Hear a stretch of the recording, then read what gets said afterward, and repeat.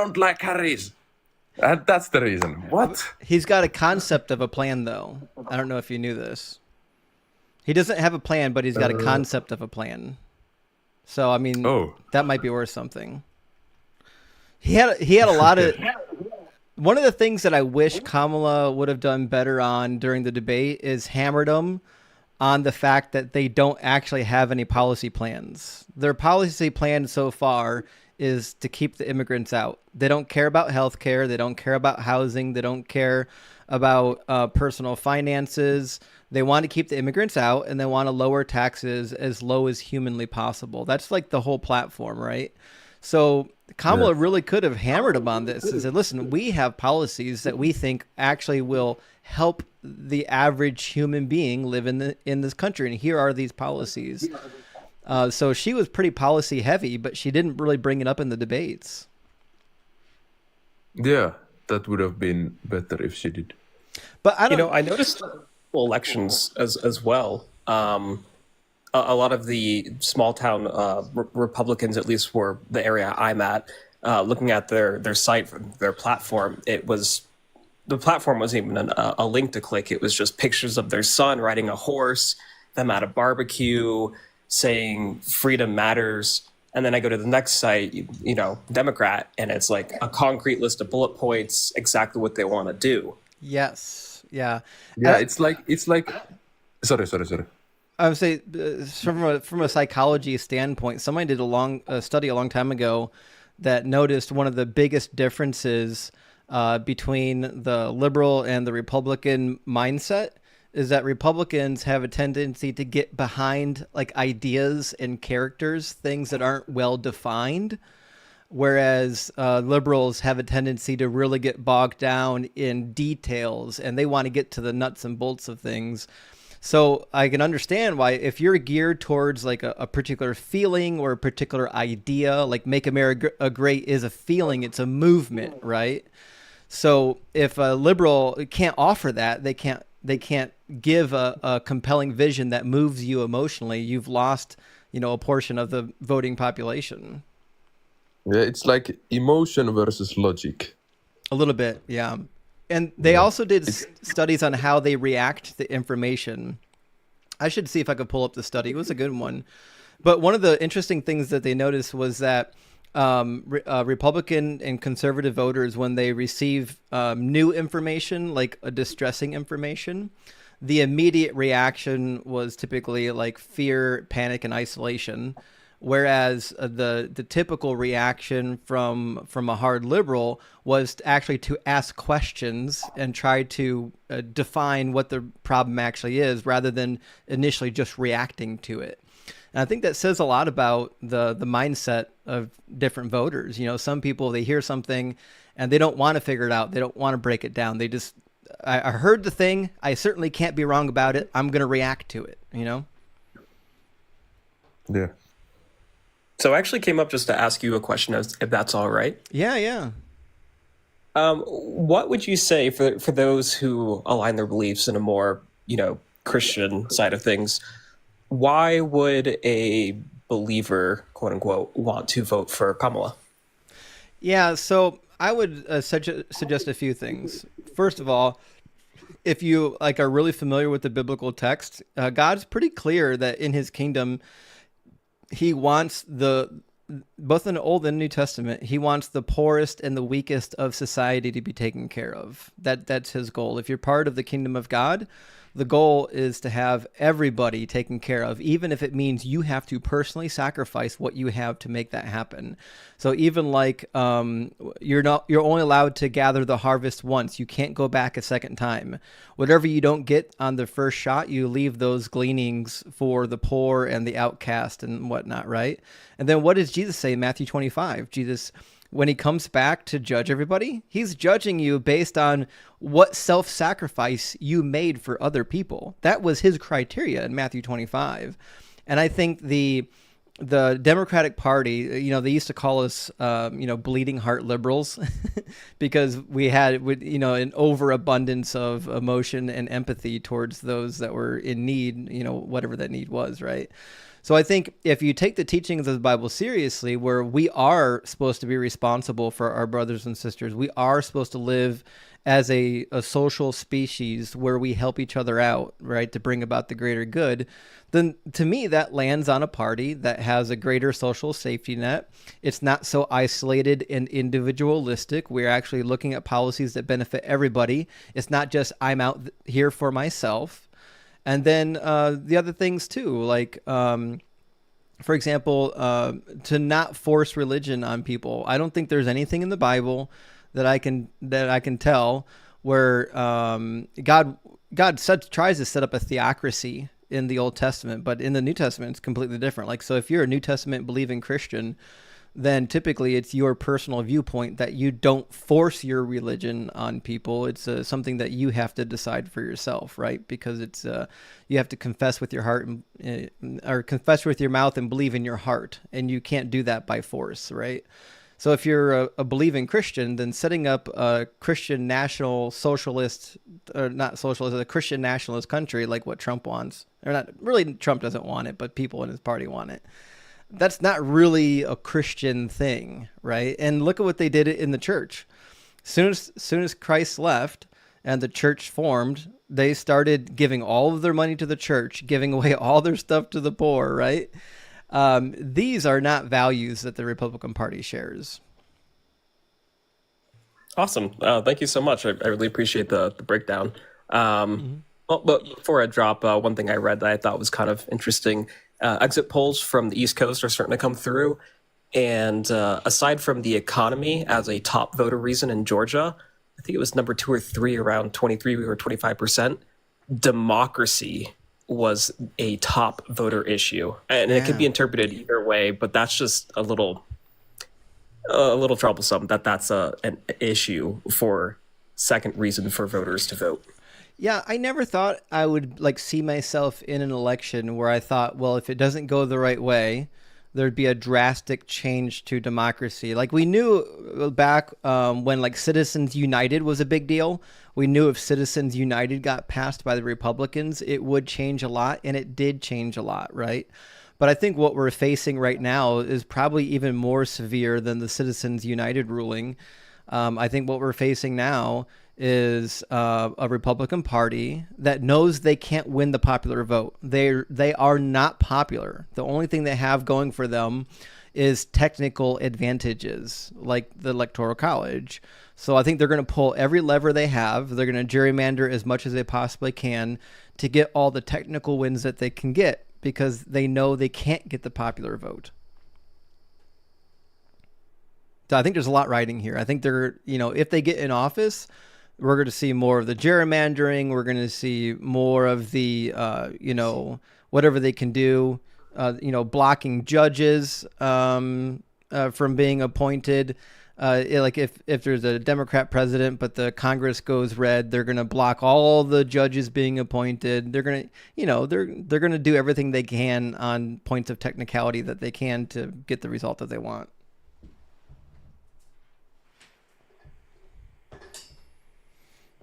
Which is, I don't know. It's one of the things that I've complained in the past, because like when there's a Republican president and Democrats control 1 or 2 chambers of Congress, they typically still bring up all of the appointees for votes, right? They're pretty good faith about it. But when a Democrat's in office, the Republicans just stonewall them. They won't even bring people up for a vote a lot of times, right? So I don't know. That's not to say the Democrats don't do dirty stuff. They certainly do, right? But I don't know. I used to be a Republican, and I got taken away from Republicanism because I started reading the bills. I had a friend of mine who was a mayor, and we were both Republicans. It was a long time ago. I was still Christian. And he asked me who I was voting for. This was way back when, there was a really open Christian running for president at the time. It was the Obama election, 2008. And there was a Southern Christian that was running. And I was like, I'm going to vote for that guy. He's a Christian. And my friend of mine who was really into politics said, Justin, you should know more about the guy you're voting for other than he's a Christian. And I was like, well, I mean, I don't really trust the news. He's like, go to the Congress website and read like the bills that they're co-sponsoring. Read like what they're actually doing, not what they're saying. I said, that's actually a really good idea. I don't really care what they're saying. I want to see what they're doing. So I did. I started reading all of the legislation from Congress, who wrote it, who passed it, who co-sponsored all of it, right? And that was the thing that led me away from Republicanism, because every bill that I read that was sponsored by a Republican, not only was it horrific, but they purposely worded it in a way to fool the American public.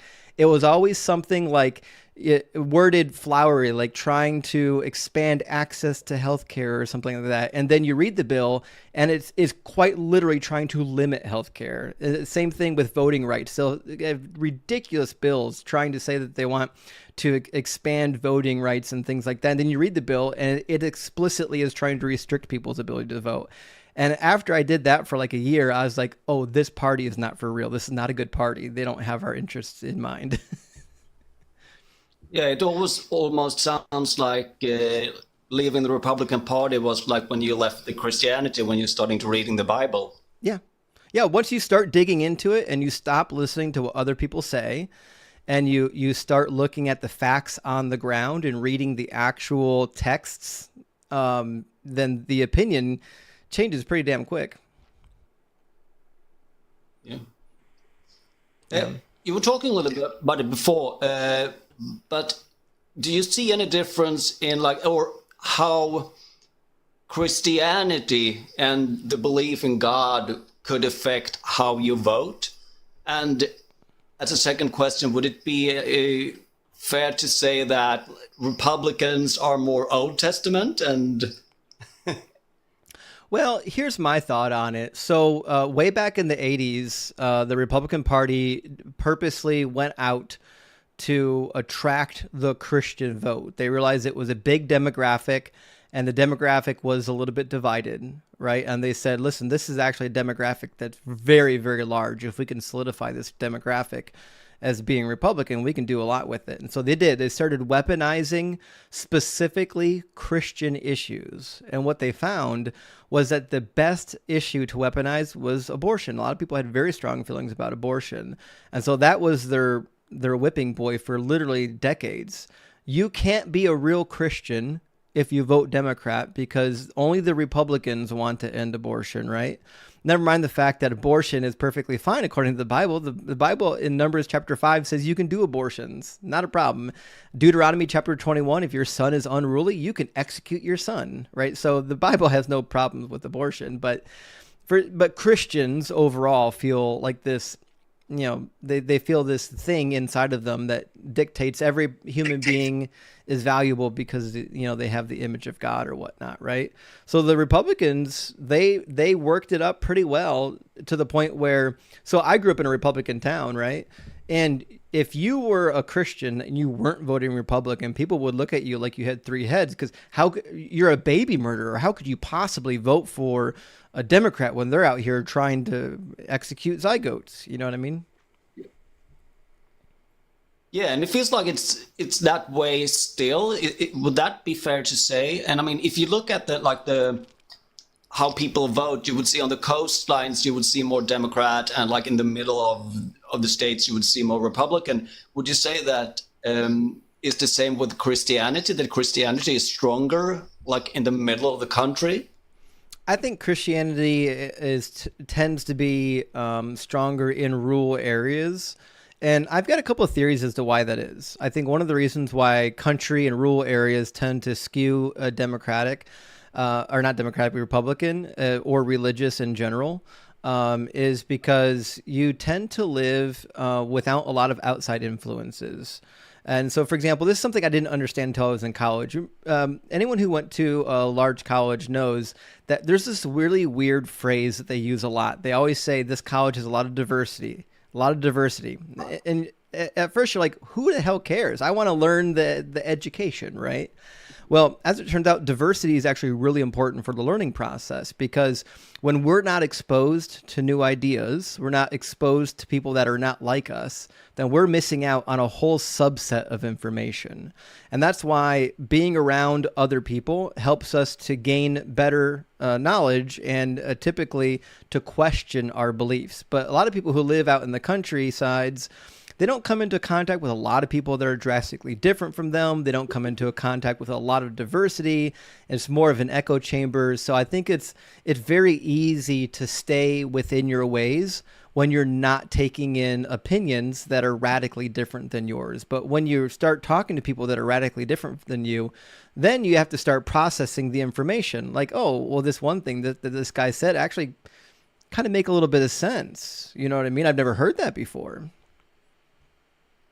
Yeah, and I mean, I'm going to come clean and say that I'm not from the States. I'm from Sweden, so I'm a neighboring country to Gilbert here. Yeah, sure. Oh, hi. But I mean, and the picture that a lot of us, at least I think from Scandinavia, have is that there's a lot of Americans that just stay in the country. They never go travel. They never go and see other places.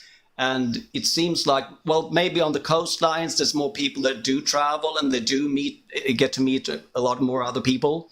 But I do agree with you that, I mean, that would make you probably a little bit more narrow-minded because you don't see anything else, and you probably will get afraid of others as well. And that's probably also why the Republicans can use, like, well, we have immigrants coming in as a threat to people feeling fear about that. Right. Or when he had the Muslim ban when he was president. And I mean, oh, it's something far away and it's dangerous. But if you come from a country where you travel a lot and you see a lot of different people, you know that there's nothing to really be afraid of.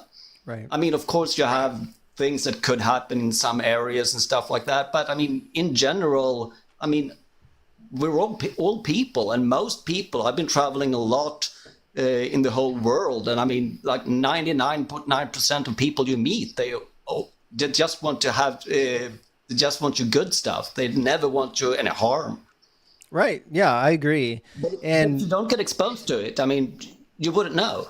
Right. Well, I think exposure is the key for most things, right? Almost all new learning experience starts with exposure. Without exposure, you don't have new learning experiences.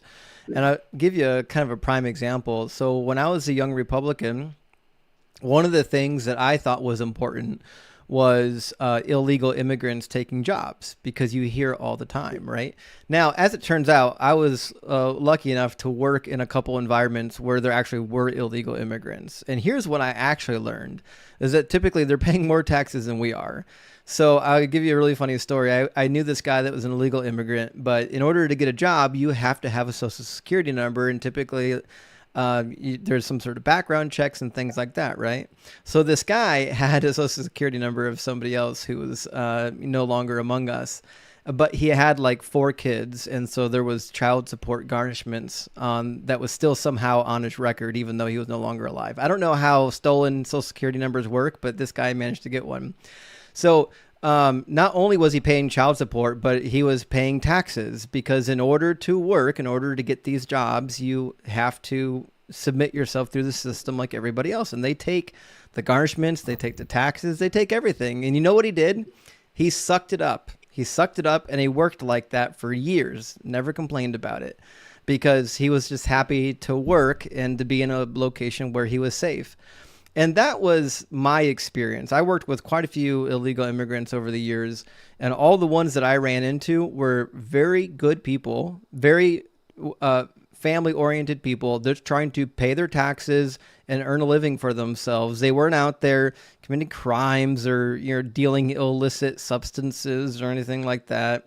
In fact, statistically, that's more likely to happen to actual legal people being here. Legal people here are statistically more likely to do that than immigrants. But that being said, the one thing I think Republicans and Democrats do agree on, even though they fight publicly they'll fight all day long about it, but behind closed doors, they actually agree, is that it's not a bad thing to keep some illegal immigrants out. Like we do think that it's a good thing to keep, illicit dealers out of the country. Everyone can agree that we don't want those people coming into the country. I think the question is, how do we make it so that they're not here? And that's the harder problem to solve, because there's always a way in. Yeah, for sure. Yeah. Caddy Joe, welcome in. How are you, my friend? Good. How are you doing? I'm doing good. I voted. Didn't vote for president though, but I voted. Okay, so you voted for Congress, but not for president. Yeah, just House and Senate and the Supreme Court justices in the state of Texas. Yeah. Okay.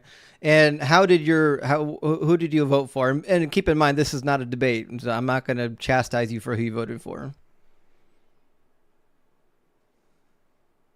I tend to vote Democrat down the line. I really not really familiar with. I know I wanted to go against Ted Cruz, so that was one of the main things I focused on. The chubby Colonel Sanders. Yeah, I don't know, man, something about him.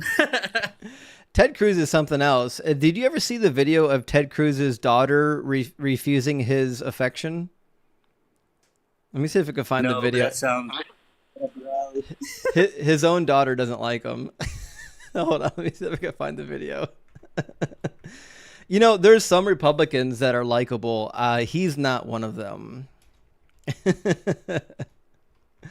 She's old enough now that I bet she's on social media. I bet if we looked on social media, we can find an account from her. Yeah. Oh yeah, here it is. One of the things that I've got was really video. concerning for me. Go ahead, I'm listening.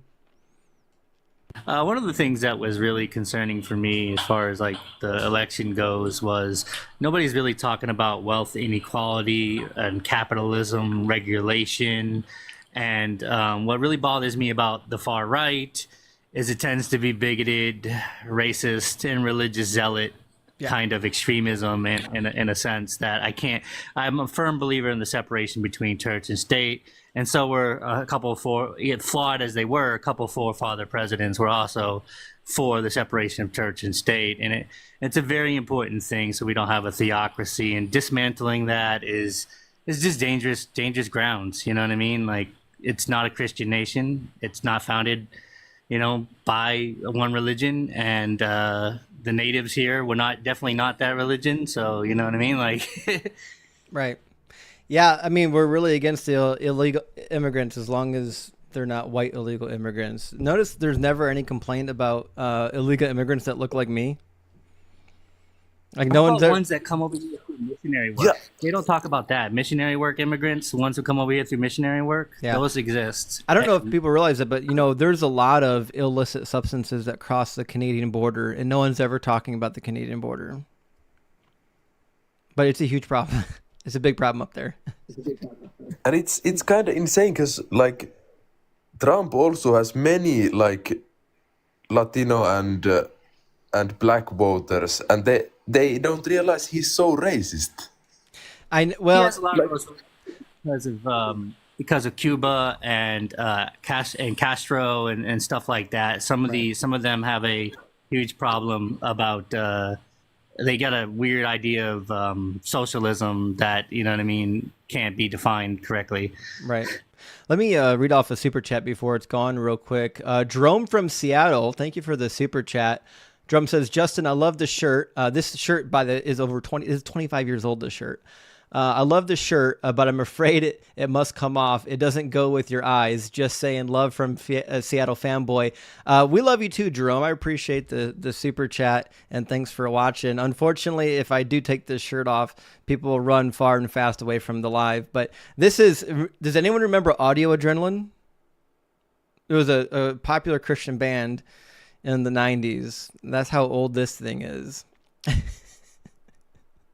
fact, I think there's holes in it somewhere if I find it. But Yeah, what does the shirt say, Annie? The shirt says Audio Adrenaline. It looks like the Atari logo, but it's not. It's the band logo for Audio Adrenaline. All right, so everyone saw Ted Cruz's own daughter reject him. Let's check the results and see where we're at. I don't think they're announcing anything at the moment. They're just still showing the numbers. Also, Kayla, thank you for the $2 over Venmo. Kayla says, much love. I appreciate that. Much love for you, Kayla. It's good to see you. So right now, it's interesting that Georgia, I think the votes are coming in much faster. Look at Georgia. Remember during the last election, Georgia came in like much later.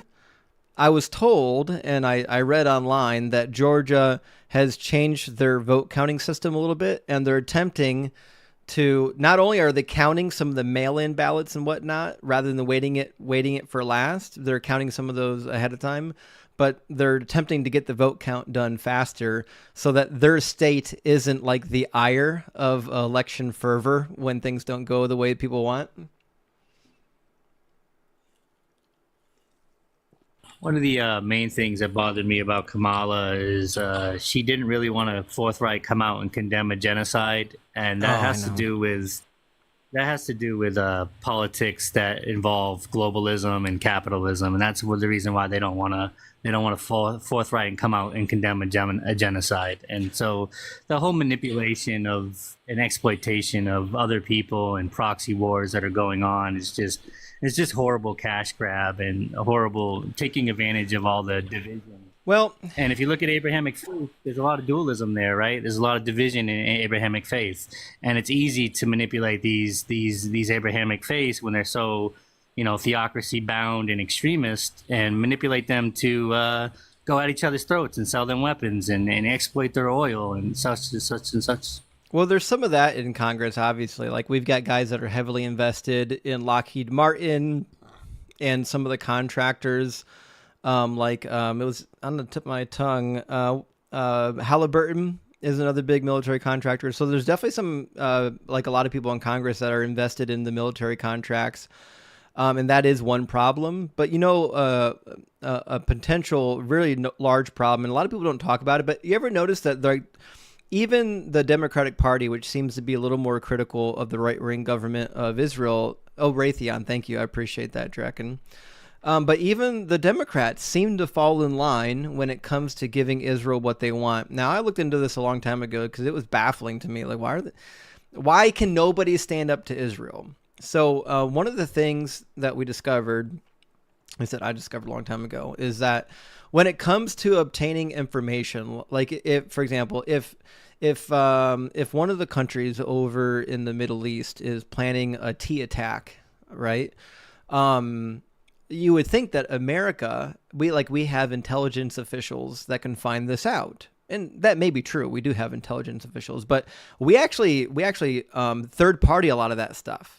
So the countries that we're sending military aid to, the countries that we're sending money to, they're the ones doing the information gathering for us. Israel is technically our boots on the ground in terms of gathering information about the people from the Middle East that want to do us harm. They are our greatest information gatherer, right? So if we cut off support for Israel, we cut off our source of information. And that is part of the tug of war. That's why even liberal Democrats in Congress really feel like they can't do anything. They can't question Israel because at some level, we still need Israel. Like, it's a mutually beneficial alliance. But thank you, Conquer, for the $10 super chat. Conquer says, I know this is frowned on, but I decided not to vote this year. The amount of propaganda from both sides were insane. 50 texts and calls every day from both sides. I get that. And listen, if you don't know who to vote for, I would encourage you either to figure it out by studying or don't vote. Don't cast a vote at random. I don't know if that helps anybody, casting random votes, right? Or I'll say that the moderate. Go ahead. I'll say the moderate thing doesn't work. I mean, when you have a whole political party that's Republican going far right, bipartisanship kind of demeanor doesn't work because you succeed to the other side's whim or can't really find a middle ground. Not to mention, when you look at the DNC and you look at the Pentagon, they really push the most moderate walk the line Democrats. You haven't really had a true far leftist in there probably since Bernie ran. And even now he is starting to try to walk the line to some level of extent. I think the way we approach capitalism in the West is through a lot of exploitation and manipulation, whereas in China is finding other ways to approach capitalism through, hey, we'll build this infrastructure here, help you out, but you owe us, and we get to put a military base on your thing. But there's no like getting involved and manipulating and exploitation going on. It's just, hey, I want to help you out and then establish myself here. Right. I don't think people realize how many military bases we have around the world. In fact, there is a map for it. Let me pull open the map. Let's see. And people don't realize, like, we've got humongous bases, even in places like Greenland.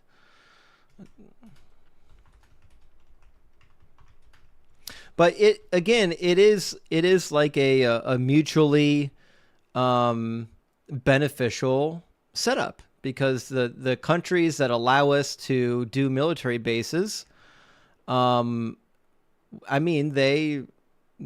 receive some benefit from the U.S. So a lot of our geopolitics in terms of military, we find ways to make it mutually beneficial for us and mutually beneficial for others, right?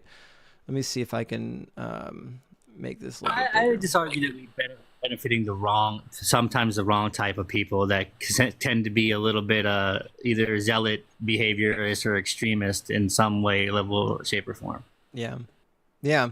So I mean, here's a map of some of the military bases, and what you'll find is that we've even got bases. I don't know if I can point to it because of my screen, but we've got bases way up here. Like who's attacking us over in like Iceland and Greenland? What's happening? Why do we have bases in Iceland and Greenland? That doesn't make any sense. We got a base in Canada. Trump tried to buy Greenland. What's that? Yeah, Trump did try to buy Greenland a couple of years ago. And it wasn't just Trump. People have actually tried to buy Greenland in the past. In fact, personally, I think it would be a smart move if we can find a way to purchase Greenland.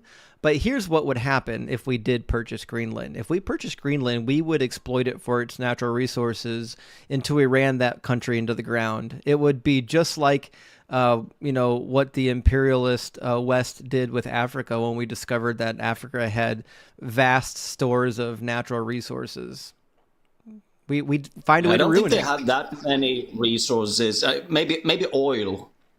Yeah. I don't know. I haven't really looked into it, but every country has basically just something. Another thing I think that also affects the election is algorithms. I mean, people are really entrenched in their own algorithm, which kind of codifies their subjective reality, and you have to have an open mind to have develop a very diverse algorithm. It's very tricky. So a lot of people get caught in like subjective reality world point of views, whether that be wealth, caste, race, or even religion. These algorithms really bring out the tribal dualism and the division within that, and it really makes it more entrenched with echo chambers of various levels of extreme often, right, because it digs people deep. So we need these algorithms to be regulated, and we need data mining and data privacy laws such as the ones Europe has, which are in other places, which are very strong and tough data mining and data privacy laws. Because if we're not talking, and this is another thing none of these candidates want to talk about, yet they're going to regulate the internet soon, I believe, because they don't want people like on TikTok talking to people abroad about certain type of issues that are going on in the moment, in the heat of things. You know what I mean? Like I saw people burning this year. I saw heads blown off this year, all on TikTok. You know what I mean? Like real level, stuff, you know what I mean? And conversations with people from abroad. And so I think regulation of internet is coming. Well, the other thing, too, in the same vein, actually, let me read a super chat before I forget. Flanker420, thank you for the super chat. I really appreciate that. Flanker says, perfect is the enemy of good. You should vote for the best of the options. The time for ideas is primaries. Actually, I really agree with that. That's why I get into an argument with one of my brothers like every year because he keeps voting third party. And I keep telling him, listen, I know that you might have moral hangups that makes you feel like you can't vote for either candidate, but one of these two candidates will be the president. So if you think that one of them is dangerous, you must vote for the other one. But that's neither here nor there. I'm sorry, what were you saying? I'm not good at multitasking. I was talking about data mining and data privacy laws and how have you regulated very tough. Have you seen that Zuckerberg has been courting Trump on this issue, thinking if Trump gets elected, he can eliminate some of the regulations on data mining and data sharing? Have you seen this? No, that's crazy though. That's bad. That's real bad. Because remember the way that Facebook and the social media empires, the way that they make money, and Elon Musk as well. That's another reason why Elon Musk is trying to buddy up with Trump, is because the way that you make the money in social media is you sell people's information. That's the thing. That's the whole thing, right? And there are some limitations as to what you can collect, when you can collect it, and who you're allowed to sell it to. They want to get rid of those things. They want it to be the Wild West of personal information, which is ironic since that's quite literally why they want to ban TikTok, is because the overreach of data that's being collected on Americans that are saying is putting us in danger. But if you believe that Facebook and Google and X aren't selling our data to China, you're insane. They're selling the data to the highest bidder. They'll sell it to anyone that will give them the money. This is an example of unregulated, unfiltered capitalism. When capitalism has the reins and there's no regulations and checks and balances in capitalism, it's an unhinged beast that will find any way to exploit off. It's so entrenched now. Even anybody can do it. Anybody can have a YouTube, TikTok, and everything, and play off their numbers and their demographics. Use data mining strategies and data marketing strategies to just play with their numbers. And they don't have to have a entrenched moral, belief in it. They don't have to have no stake in it. It would take somebody you can talk about one of the podcast hosters there that's really popular, who Joe Rogan? both them. Joe Rogan. Joe Rogan is exactly prime example of somebody who I believe doesn't really have his heart in any of that, and he just likes to feed off the drama and feed off the attention and play off the numbers. Right. And he's doing a numbers game. A lot of people do that. They find a hot topic, stick to it, and play off the numbers game when they don't actually have no stake in it. You know what I mean? They just want to get the. Yeah, I agree. I think when it comes to who's in office, it's always somebody's trying to angle a way to make more money. Conquistador, I thank you for the super chat. Conquif says, if both candidates are bad choices, why don't the people all just not vote? Why do we keep playing their game by voting for the lesser of the two? Because one of those two will be in the office, right? So for example, if I said to you, I'm going to have two people come over your house tomorrow. One of them is going to slap you on the face, and the other one is going to punch you in the eye, and you're going to lose the eyeball. Now, it might be that both of those two things are terrible, but it's quite true that I'd rather be slapped on the face than to have my eye punched out. And that's why it's always better to vote for the lesser of two evils, because once you experience the greater evil, you much prefer that lesser evil. Which reminds me, has anyone been keeping up on the Donald Trump election prophecies?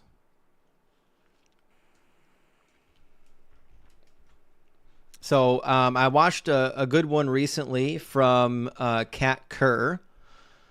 I remember I've been watching your YouTube video, the streams that have been uploaded there. And there was some guest that made some predictions, but I don't remember anymore. Let me see if I can find the latest one from Kat Kerr. There's so many that are published by websites or videos that are not actually from Kat Kerr. She's got one recently. It's 9 minutes long. Let's see if I can find it. This is the one. There's a lot of pro-Trump prophets that are speaking for God right now, claiming that Trump is about to get elected. What will the aftermath of the elections look like? What has God revealed? Well, You the know, he took aftermath out of the the elections amendment. is kind of mildly important. But what's going to actually happen when the whole thing flips? God's going to flip all of it, however he does that. And all the evil will be taken down, and they will be judged, and they will be found guilty, and they will be dealt with. That is going to happen. After that, the life of God is going to flood this country. It's going to be a revival, It will guys. flood this country. I was taken at the time that actually happens. I was taken forward in the future. I don't dream. I don't sleep long enough to dream. I don't have visions. I have encounters. I myself, I'm taken to places. I was taken to the time when it was announced that Donald J. Trump was President of the United States, that he was not found guilty God of said it. anything. God said it. He was attacked because God's he was word. a threat. And so therefore, justice, liberty, and freedom was back in the hands of the ones who would work with it the way they're supposed to, and America was set free. I saw people in the streets running and grabbing everybody, shouting, "Glory to God." They were shouting, they were dancing in the street, they were celebrating, celebrating, celebrating, celebrating. They are already celebrating in heaven because they know what's going to happen. The angels are celebrating They have Donald Trump right already now. seen it. Your family members already know what's going to happen. They were shown ahead of time. Celebration is coming to the streets of America, everywhere. Everybody will want to help everybody. It won't be guessing about just them the anymore Pope will because declare we were him a all in this saint. together. We suffered together. We put up with injury, with false accusations, with jail when some people were jailed for nothing other than being a Christian, right? They're not. And then we've got more from the likes of like Hank Kuhneman.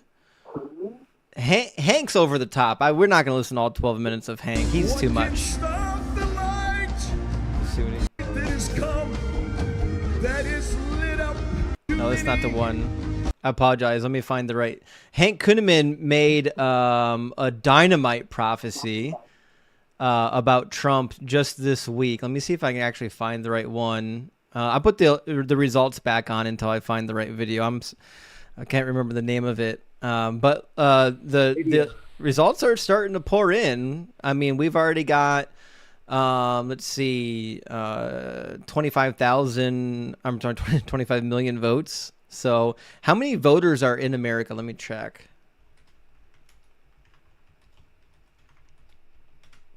So let's see. According to the 2020 numbers, there were 161 million people registered to vote. So it's in that range, I would imagine, in that ballpark at least. Okay. So if that's the case, if there's 25 million and there's 165 million registered to vote, let me see what that comes out to. Okay, so we've got approximately 15% of the vote already counted. So it's coming pretty quick, actually. What time is it? It's 8:30, and we've got about 15% of the vote counted. Obviously, it means nothing because you have to win a state to get the electoral votes. It doesn't matter how many people actually voted. It's not a popularity contest.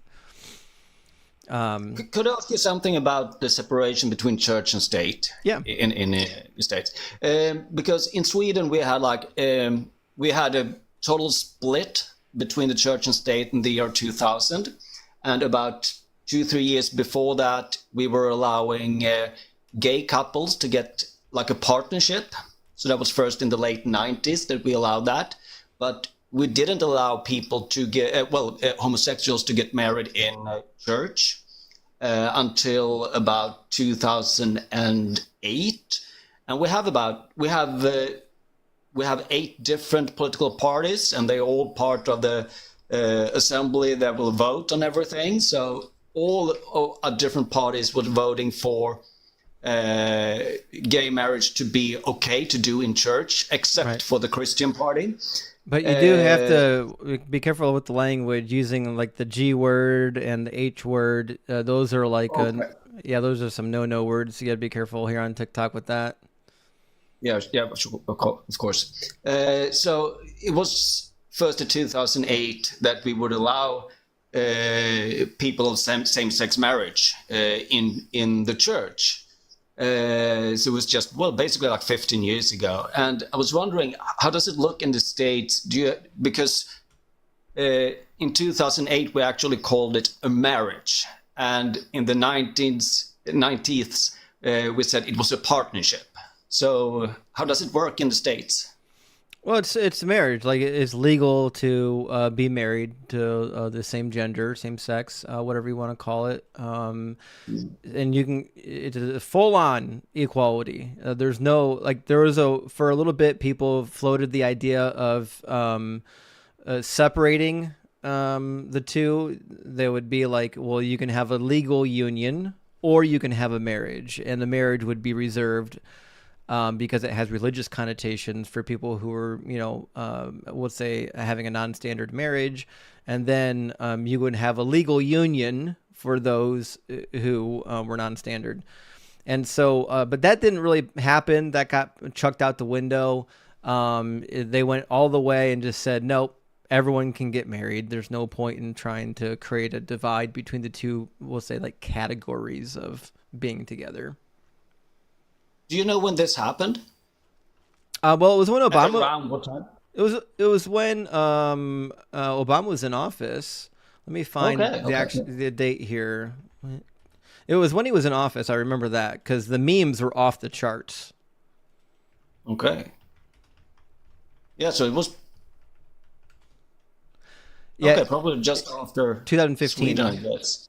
It was 2015. Yeah, because I remember I was still I was trying to finish up a period of, I don't want to call it a contract, but I had negotiated a particular amount of time I was going to work for a church, and I was way liberal, and the church was not. But I remember on my Facebook I posted the day after they legalized it, I posted a meme that was split. The top had slavery, people being enslaved, and the bottom had two people of the same sex holding hands. And I said, if God didn't destroy America for this, he's not going to destroy America for this. And people lost their minds over it. Like they were ready to throw me out of the church. Oh, really? Yeah. People were really bent out of shape, but now it's past. It's past. The majority of the U.S. is over it now. The prevailing viewpoint is a little bit different than what it was. A lot of the homophobes are now in the closet, which is where they should remain. We don't want to hear from them.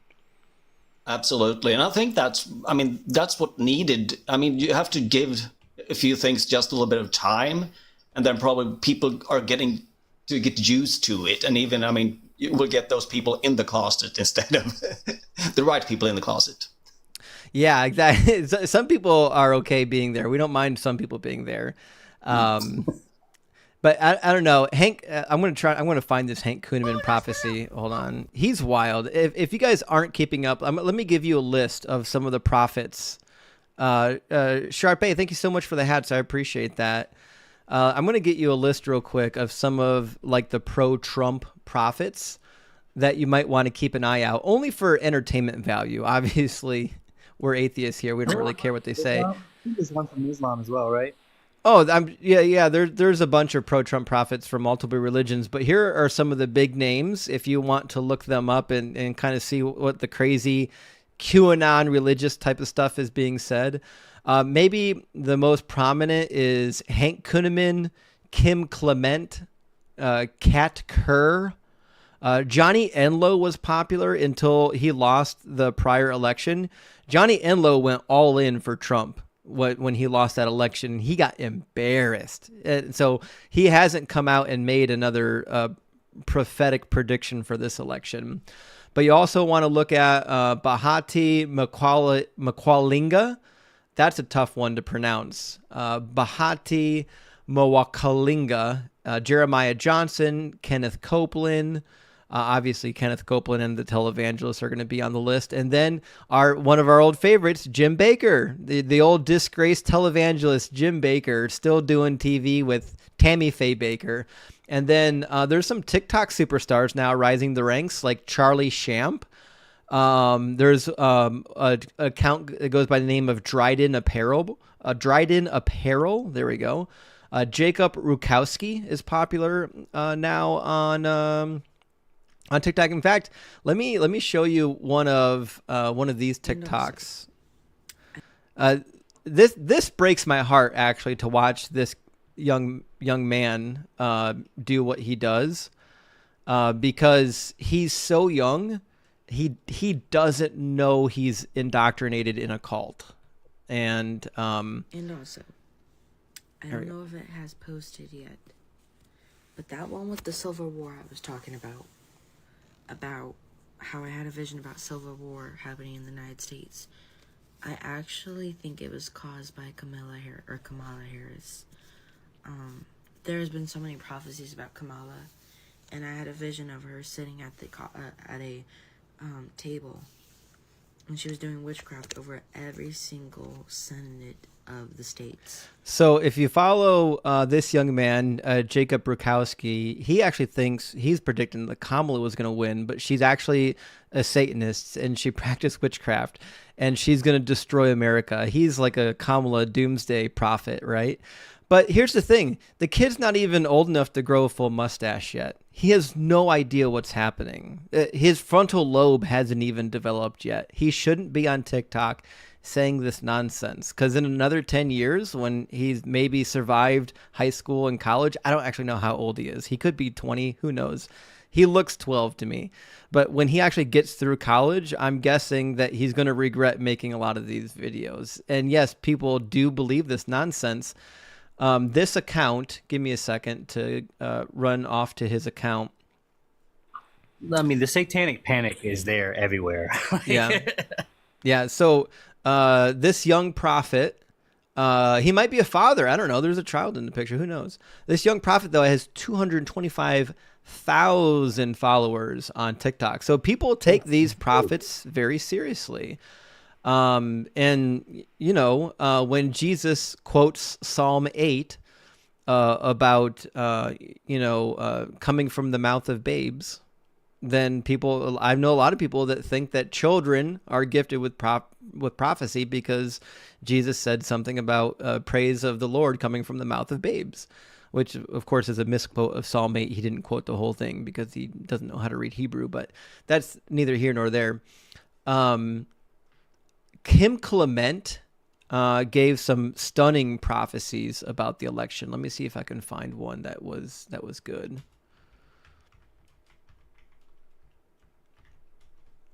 Kim Clement is another one of those supposed prophets that, you would think after so many failed predictions that they would just go away, but they never do. Let's see now.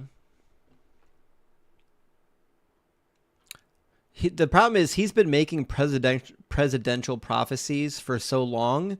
You have to be careful and make sure it's not a video that somebody uploaded from like the prior election, because I've seen people do that where they upload his predictions from the prior election about Trump winning, and then they play it off like it's a prediction for the current election, even though it's not. He's got prophecies for the current election. But it's hard to tell the difference. Let me see if I can find it. This is the type of dualism that lives in their head. This war between evil and good is seen through so many lenses with so many of these religious extremist zealots that it's just sickening. It's like we're in the era of the witch trials all over again here, and like, you know what I mean? You're dealing with like this mass superstition, this mass satanic panic. It's sort of like the dance fever hysteria that happened way back in history, and it continues with these people who think they're devotees, but really they're just zealot militant extremists. And right. See, devotee of something is just simply devoted. They don't feel the need to go out and proselytize and go out and, try to get everybody by the sword and convince everybody about this evil and good war going on. And I don't know, maybe it's just because I'm a Hindu Advaita Vedantist, so that dualism is not healthy, like this entrenched tribalism. No, it's really not healthy, actually. It's not healthy at all. Let's see now. Because some of these prophecies, there's so many of them on the internet, but they're buried in like when Hank Kunneman, I can't say that, Hank Kunneman, when he does his prophetic predictions, like he'll go through like an hour-long speech, right? So, and then you've got to dissect, for the next hour, you've got to like search through trying to find the crazy stuff that he said. If he just got on stage and said just the crazy thing and left, a lot of people wouldn't listen to him. But if you mask the crazy thing in a lot of other stuff that's like vague and general, then you can find some sort of an air of plausibility. Let me find, this is more of a supercut that somebody made. I like this guy a lot, of some of the prophecy predictions, and it includes Hank Kunneman. All this election madness keeping you up at night? Yeah, me too. Stick around to the end of this video. I have galled about who's going to win this election. It's amazing, of all of the religious figures across the globe, Let's see if I can find it. it's not the Pope that Gaul is giving you the message from God. From God. I think no matter what, I think we're going to beat the cheat. I think this, and this is the last thing I want to say. It's from I had God. an experience that happened to me. I don't often talk about him, Pastor Gene, but it happened in my second service. You can go out and look at it, those of you that are watching, where God came into our church. And this is what I know. There was a moment where I was caught up with the Lord. I felt alone, and I felt like I represented you that are watching, where you're like, God, what is going to happen? We're all alone. We've been fighting. We've been standing. We've been voting. And I looked up and I saw the Lord. Whether you believe it or not, doesn't matter. I know what I know. And he put his hand on me, representing you and all of us who were standing. And it's almost like he hushed me. He stilled me. And I felt all alone. I didn't know what to do. And he held me back. And he went and he said, now I've taken you and this nation this far. Now it's my turn. And I saw him walk before us, and I'm excited because I really believe that we're going to see victory, but it's not just in the victory alone. It's how we, the people, are going to transition. Yeah, I'm sure. So Did you throw Doug the Rock into his church? I should send the real God right into the doors. Thank you for the hat, Taylor Tom. What it's all. Cameron, thank you for the $2 over at Venmo. Cameron says, I don't think I can sleep tonight. Go. I agree, Cameron. I don't know if I'm going to be able to sleep tonight because this happens every election night. Like, I really want to see the results. I want to see who's going to win the race. Unless my candidate is up by a landslide and it's not likely to, not likely to change. But, I mean, it's hard to go to bed during election night. Now, some people don't care about politics. There's like, for them, nothing is actually on the line. They don't really care. They're going to be sleeping great tonight. But I'd imagine there's quite a few of us that are going to find it a little bit difficult to sleep unless the election's results roll in rather quickly. So we'll have to wait and see on that. I'm more concerned about the House and Senate because the House and Senate, if the Democrats end up winning and getting the majority, then she has all the ability to overturn, to expand the court or to give term limits. If nobody gets House and Senate, then the court remains the same and nothing gets changed there. So when we're talking in terms of abortion rights, it'll strictly be a state issue if the Democrats don't do anything with the majority.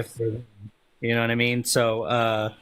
Well, ultimately, yeah, that's my prediction. By the way, that's what I think is going to happen. If I had to make a prediction, I would say that I suspect it's likely that Kamala wins.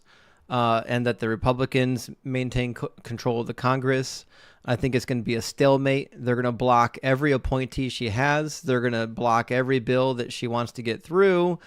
They're going to do everything they can to achieve gridlock. And then they're going to go around and blame her for not getting anything done, which tends to be the course of things. Let me see real quick. I want to see what they're saying on BBC. BBC is not American, so they don't necessarily have a horse in the race. Jovial atmosphere that exists here right now.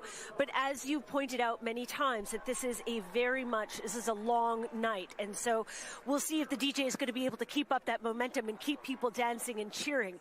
I think what was really, that really stood out for me in looking at the crowds was seeing just how young everyone was and just how many little girls have also come here. I actually crossed paths with 3 girls who must have been about 10 years old, and they were wearing matching sequenced outfits. I have seen people. Yeah, so the gender gap in voting is wild this election. Kayla, thank you so much for the $2 over Venmo. Kayla says, being trans, I haven't slept good in days, and I'm definitely not sleeping tonight. First all-nighter since I graduated college, and I get that because right now, if you are living in America and you are a trans individual, or you're anything that doesn't fit into the typical right-wing model of what they expect gender and sexuality to be, you're on the chopping block. They're looking to write you out of society. That's what they're looking to do, and I understand why you would be afraid. I really do. And that's another one of the reasons why this is such a difficult time, because I don't know if anyone read Project 2025, but it's not good. I've barely skimmed through it, and what I've found in it so far has been really bad. The plans that they have for us is not good. Some of it has already been done in red states and had bipartisan support. I mean, just to point it out. Right. Yeah. I'm gonna try to make some space for some new faces. We got some new faces in the queue. If anyone's wants to drop. It's nice talking to you. I can jump down. Yeah, Hugh and Gilbert, it's great to hear from you guys. I appreciate you being here. Thanks for having me. Cheers, guys. We appreciate you. Sid, welcome in. Hey, Justin, why do you think Kamala gonna win? I don't think she's gonna win. I don't think she's gonna. I don't think she's gonna win North Carolina. If she don't win North Carolina, and if she lose North Carolina and Pennsylvania, you still think she can win? See, I don't know. Here's my concern. If she loses Pennsylvania, man, that's a huge loss. It's going to be a big one. It's going to be a big loss. So I don't know. If she loses Pennsylvania, I am concerned. Yeah. But if she can, for example, if she can get some of the battleground states, let's imagine that she can take Michigan and she could take Pennsylvania. I don't know if she can take Georgia this time. Justin, mm-hmm. I got to drop out. I cannot mute myself, so I'm going to drop out and request back in. All right, not a problem. Not a problem, Taylor. You think she can win North Carolina? I think she can win North Carolina. North Carolina is not like North Carolina is not as red as South Carolina typically. No, it's not. No. So if she could win one of the Carolinas, it would be North Carolina. But I don't like if I had to make a wager right now, I would say that I would put North Carolina for Trump if I had to make a wager. Yeah. So what is her road to victory as you see it? Well, I think she's going to have to get the swing states of the North. She's got to pull in Michigan. She's got to pull in Wisconsin. She may or may not pull in Ohio. If she can pull in Ohio, that'd be a huge win. But I don't think she will, because here's the thing. I did some statistics back in the day when I was really into politics. And as it turns out, if your vice president or your presidential candidate, if they come from your state, the likelihood that state votes for that party is almost 100%, because people, even if you don't know anything about the people running, so many people will vote just based on name recognition alone, or they feel a sense of like state pride. Like this is allegiance, right? Yeah, and so when Trump picked Vance, my personal opinion was Trump was trying to lock Ohio in for the Trump party, And that Right. was a smart move. That if you're just playing by the numbers, that was a good move.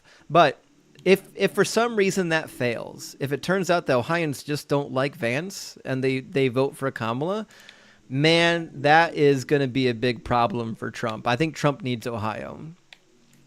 But Oh yeah, yeah. oh yeah, oh yeah. He can't lose Ohio. He can't lose Ohio. No, he got to hold on to Ohio and everything. I agree. The only way I see her to victory is that she wins Pennsylvania and she wins Wisconsin and Michigan. Right. Well, that's my vote. So I'm thinking that she has a really good potential at winning Michigan and Wisconsin. And this was when she was looking for a VP. This is one of the things, even though like it might be, you might have to find somebody that's a little bit obscure. I was really hoping she was going to pick somebody from one of the big swing states like Michigan or Wisconsin. Justin, you're being nice as you be nice to a Christian, a little obscure. Well, no, what I'm saying is like if the goal is to find a VP candidate No, I'm just teasing. that is within a swing state, right? Then sometimes you like the ones that are popular there might not be abundant. You might have to pick somebody that the rest of the nation. I think she made a mistake when she did not pick Shapiro. I think that was a big mistake. Well, Shapiro would have I don't been know, man. Shapiro would have been a good choice in terms of statistical analysis. Now, in terms of personality and characteristics, I like Tim Walz. I think he's got a great personality. And so I think he's a likable guy, and I think being likable matters. But when we're talking just about pure statistics, the thing that you need to do is you need to pick somebody from a swing state that you need to swing your way.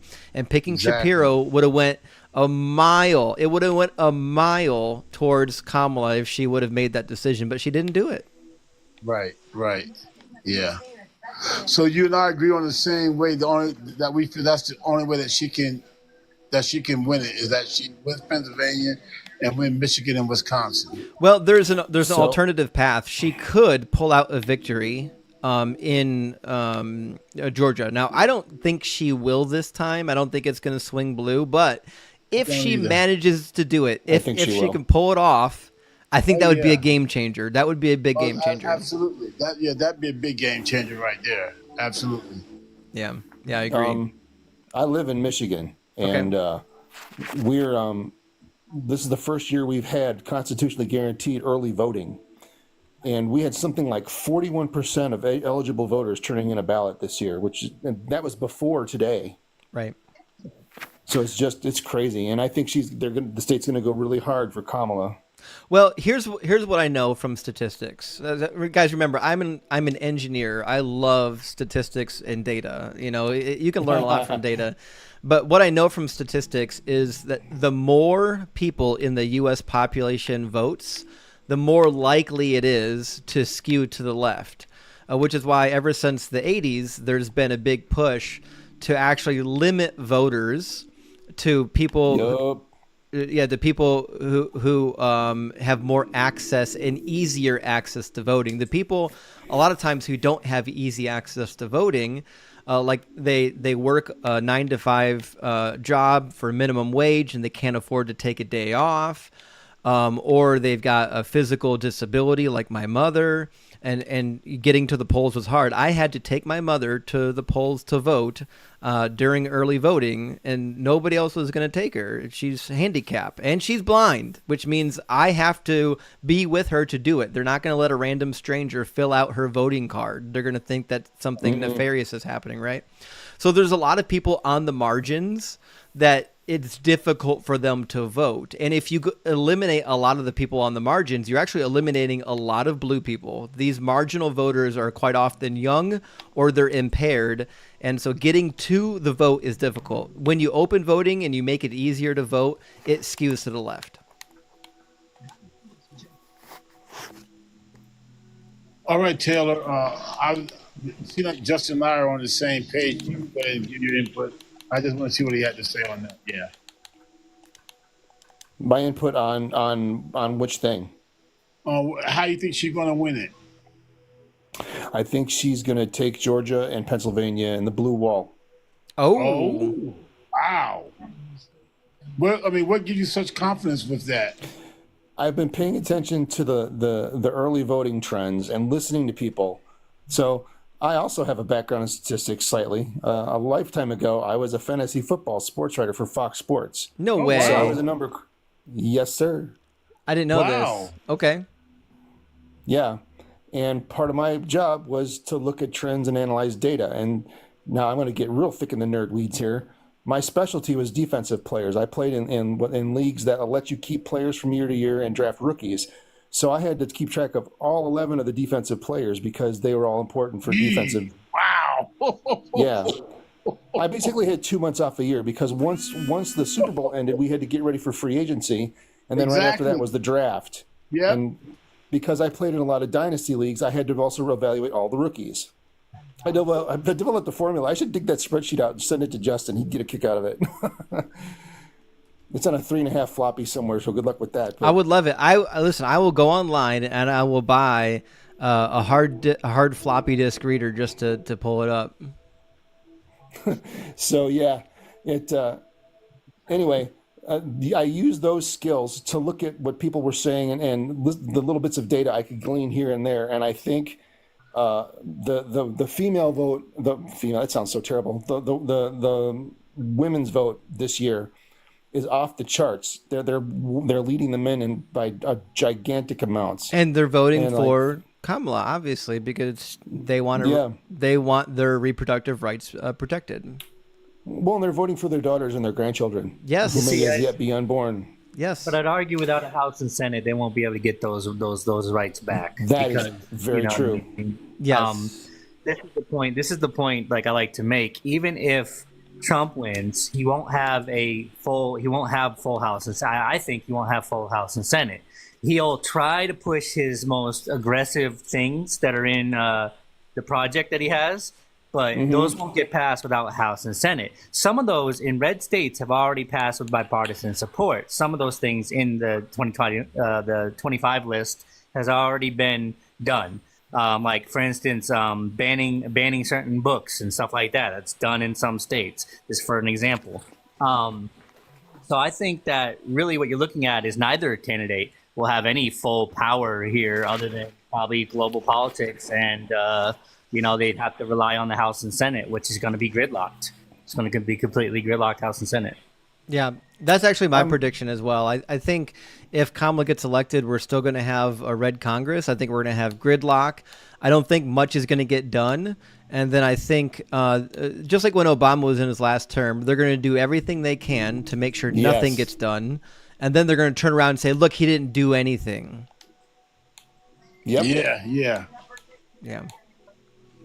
All right, Justin. Thanks for having me. I just want to see which way you thought she could go that way. And tell her, man. I mean, you got a lot of confidence, man. I mean, I'm going to look to see that you got a lot of confidence that she's going to take Pennsylvania and Wisconsin, Michigan, and you got a lot of confidence, man. I think she's going to take Ohio too. Really? You think so? Mm-hmm. Well, I tell you what. Like Ohio, so I'm an Ohioan, right? And I feel like sometimes I kind of have a good feel on what Ohioans are thinking. But I can't quite figure this one out. I do know that the conservatives in the office that I work for, I work with some pretty diehard conservatives, and some of them obviously will never vote left. But I've seen a few of them that have been openly talking in the office that like, hey, listen, I'm not a huge fan of Kamala, and I'm not switching parties, but Trump's a maniac and I can't vote for him. So I don't know if that's a microcosm of just where I work at, but the people that I'm hearing saying this, they're pretty conservative people. And if what I'm seeing at work is similar to what other people are seeing, then it's hard to say. Yeah, this might be the year where he finally reaps what he sowed as far as pissing off veterans, pissing off women. Like I have a couple of friends of mine who are veterans who work for the government in Ohio, and one of them voted for Kamala today. My daughter's father-in-law is a diehard GOP person, and he voted for Kamala today, which surprised the dickens out of me. Yeah. I did not think I would ever hear that. And my own mother was a lifetime Republican, and she not only did she vote for Kamala, but she switched her party affiliation to Democratic Party. And when I helped her fill out her ballot, she goes, "Don't read every person to me. Just fill out Democrat for everything." I was like, "Holy shit, Mom, you're going scorched earth." So Grandma's pissed. Grandma's pissed, and it's because she literally believes that Trump is a danger to America. And even though my mother's a Christian, my mother's a conservative Christian, she has what she believes are right-wing values, but she feels like, despite the fact that I don't know if the Democratic Party really holds all of my values, they care about democracy at least. And I don't think the Republicans right now care about democracy. They care about do not. getting in power and staying in power. Yes, they're just fascists. I want to make an argument here that the left, though, however, in some states is becoming rich progressive socialist in a way, and in such a way that it's pushing. You say that like that's a bad thing. No, it's not bad. I'm not saying that it's a bad thing. Listen, I'm teasing. You're pushing the poor. You're pushing. The reason why Texas is going to go blue is because the cost of living is cheaper in Texas, and the people that need to move from places that are high cost of living. If you look at a lot of the East Coast that is blue, it is high cost of living, and a lot of people end up having to move to southern states where it's heavily red. And that's why you're seeing an influx from California into Texas and other places where the cost of living is becoming the most important thing. And this is because when we talk about Democrats and some of the people in the housing market and the realtor stuff, there's a lot of gentrification going on, and there's a lot of pushing people who are poor out to the outskirts, and then finally out from the outskirts into another state. So you're looking at, this idea of socialism for like this bourgeoisie type of class that, you know what I mean? Like, it's just not for the poor and it's for the rich. And that's becoming a huge problem. And I noticed this seeing gentrification in places like Richmond, Virginia. It's a good example of pushing black folks and a whole bunch of other folks out of Richmond. And it has went from 80% black and Hispanic to down to 48%. With white being 48% of the another 40%. So you're seeing gentrification taking a role in these blue states very heavily and pushing people to some of these southern states that are where there's low cost of living. So because low cost of living means they can survive. So we need to figure out how to regulate capitalism so everybody's getting fair, equal power dynamics. 100%. I mean, 100%. it's not a popular thing to say, but having more tax brackets, especially that go higher, not lower, on the upper class fixes a lot of this, because what you have is, so this is a very, very easy thing. The more money you have, first of all, the less of it you're actually spending in the local economy. What you're doing is you're buying luxury goods. Also, the more money you have, the less output and work you're actually doing, because now you're just reinvesting some of that money into lazy forms of income streams like CDs or stocks and bonds, I-bonds, T-bills, things like that, right? So this is why they say the more money you have, the easier it is to make money. And because you can put your stuff in secure, low threat investments, because even if you're only making a 3% investment on your capital, if you've got $2 or $3 or $5 million and you're making 3% on it, you can basically live off of that, right? And so what we used to do, way back in the hippie era, is we had a much higher tax rate. It was as high as 60 and 70% for people making certain dollars amount, and that eliminated money being stuck at the top. Money that was higher than that under Eisenhower. It was, but it eliminated money that wasn't circulating in the economy, and then the government redistributed that money, right? And so, what you don't want in an economy, if it works for everybody, is a system in which money gets stuck at the very top, and that's what capitalism tends to do very well. Because if there's nothing that's preventing that money from being redistributed, it's not going to be. If there's nothing, helping to redistribute the money, it's not going to be redistributed, because people who have money don't want to lose the money. The goal of making more money is to make more money, right? Now, some people, like peons like me, that, when they win the lottery and then they spend the whole thing and then it's gone, that's a different case. Those people are more like anomalies, right? Most people that are wealthy they're not reinvesting that money in the United States. They might reinvest it in their business to grow their business, but the vast majority of that money doesn't go back to the U.S. And you know what does go to help the U.S.? Let me find. I want to show you guys a graph real quick. This is a really telling graph. Give me just a second to pull it up. So, is anyone aware of the economic multiplier effect on the U.S. dollar? Oh, I used to know this. Yeah, I can't remember. So there's a thing called a dollar or an economic multiplier. I want to pull open a chart real quick that shows you exactly what I'm talking about. So when money is spent on public spending, whether it's building roads or bridges or houses like affordable homes or things like that, that money actually is a better investment than tax breaks. And the reason why is because that money gets spent locally. So let me pull open the chart here. Yeah, that would make sense. Yeah, I hear what you're saying on that. Mm-hmm. And I understand. I get the conservative mindset. You're like, yeah, but we don't want to give money away. People have to work for their money. But people don't realize that 70 to 75% of the U.S. economy is built on spending. When people don't have money to spend, the economy comes to a grinding halt. Now, the multiplier effect on things like non-refundable tax rebates and things like that is anywhere between 1 and 1.29, depending on the situation, right? Now, on tax holidays, that's a little bit different because that affects working class people.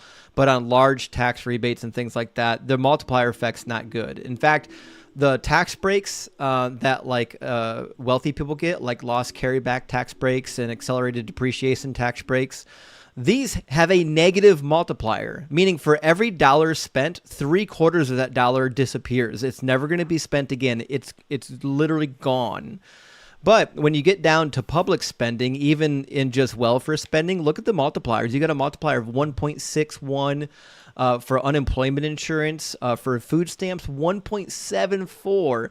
For every $1 that somebody spends in food stamps, 75 cents is respent in the economy. So that's why, we can't just say listen, we can't have robust social safety nets because it's bad for the economy because it encourages people not to work. That's just simply not true, because most of these safety nets have limitations. Like in my state, even if you're collecting food stamps, you have to be working so many hours. And there are limitations to what they're not going to let people just feed off the system. And guess what? When you're giving money towards mothers who have nursing babies, you're helping people living here to have more babies. And you're allowing them to spend that money on food, on rent, on housing, all things that go back into the local economy. I want to point out, you also have insurance companies that double dip into the pockets of Americans, and you also have other institutions that also double dip into what's supposed to be a direct kind of thing, and they take more than they should. And you also have a lot of people who, oh man, I forgot. Sorry, pause right there. It's okay. Yeah, the young man that was speaking about gentrification, he said some very powerful things that I don't think is looked at. Is that a reason why you see a lot of these southern states that were red are becoming purple now is the fact that in the Northwest, in the Northeast, and in California, is that the people who are, middle income and low income, they can't afford those rents. So, and most of them are usually Democrats. So it's causing, some of those red states to become purple, and pretty soon they're going to become blue. So that whole gentrification is not just in the city of a state, but also it begins to come where a state begins to become gentrified, as well, and it causes folks to leave it. So I don't know who he is, but those are some very good points. It actually was. Really are really good points. I want to hear the check-in here. Projected to go for Donald Trump.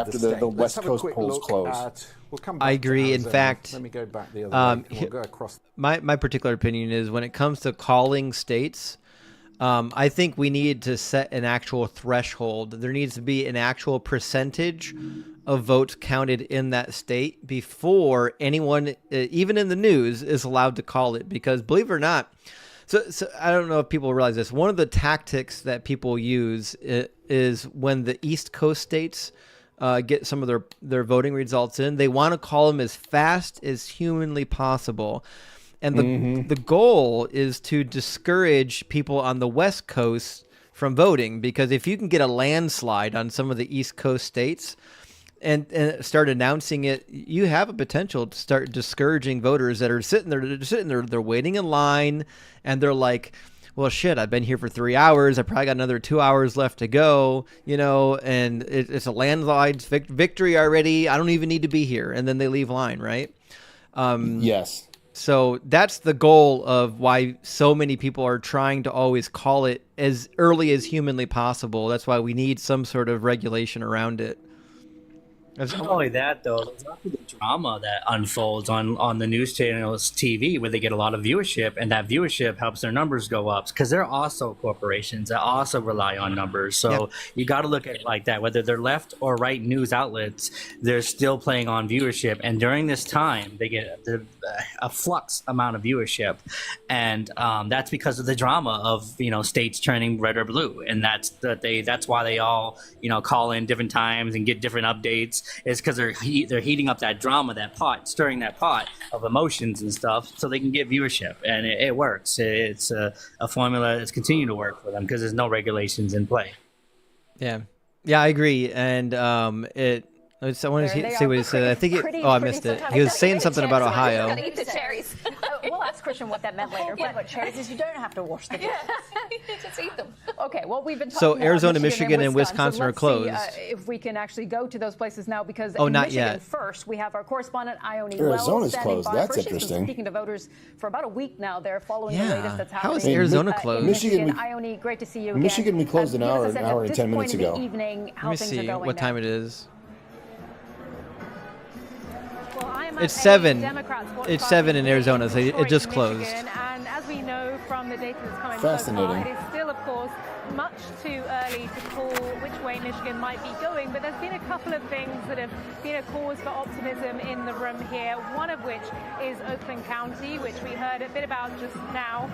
This is a state that since 2008 has really been moving towards the Democrats. It's a state that You can always tell whose side the news people are on, because throughout the night, like, their faces either get happy or sad. No matter what they're saying, you can look at their facial expressions and see who they wanted to win. in states like that, counties like that in the state. And for those of us who aren't from Michigan, Oakland County's got a lot of the Detroit and Detroit suburbs, people who live in it, living there. Too early to say. Of course, not all the votes, even in that county. I'm really curious to see what my home state does. Another potential cause for optimism in this room so far. There was a bit of a Also, for people playing the home game, if you look at Michigan, basically everything from Ann Arbor east is one giant metroplex. Yeah, southern Michigan is going to lean pretty far left. It's the northern half I'm worried about. It is still too early to say, but with the results that we do have, Well, and like I live near Jackson, and that's one of the two places. It's the birthplace of the Republican Party, so it's very red here locally. Right. But the rest of the state is not, especially in the urban areas. All right, we're going to say, I think they're doing an update on the governor's race over on MSNBC. I do like MSNBC. I'm not a huge fan of like CNN or some of the standard channels, but I like MSNBC because they're really more of a business channel.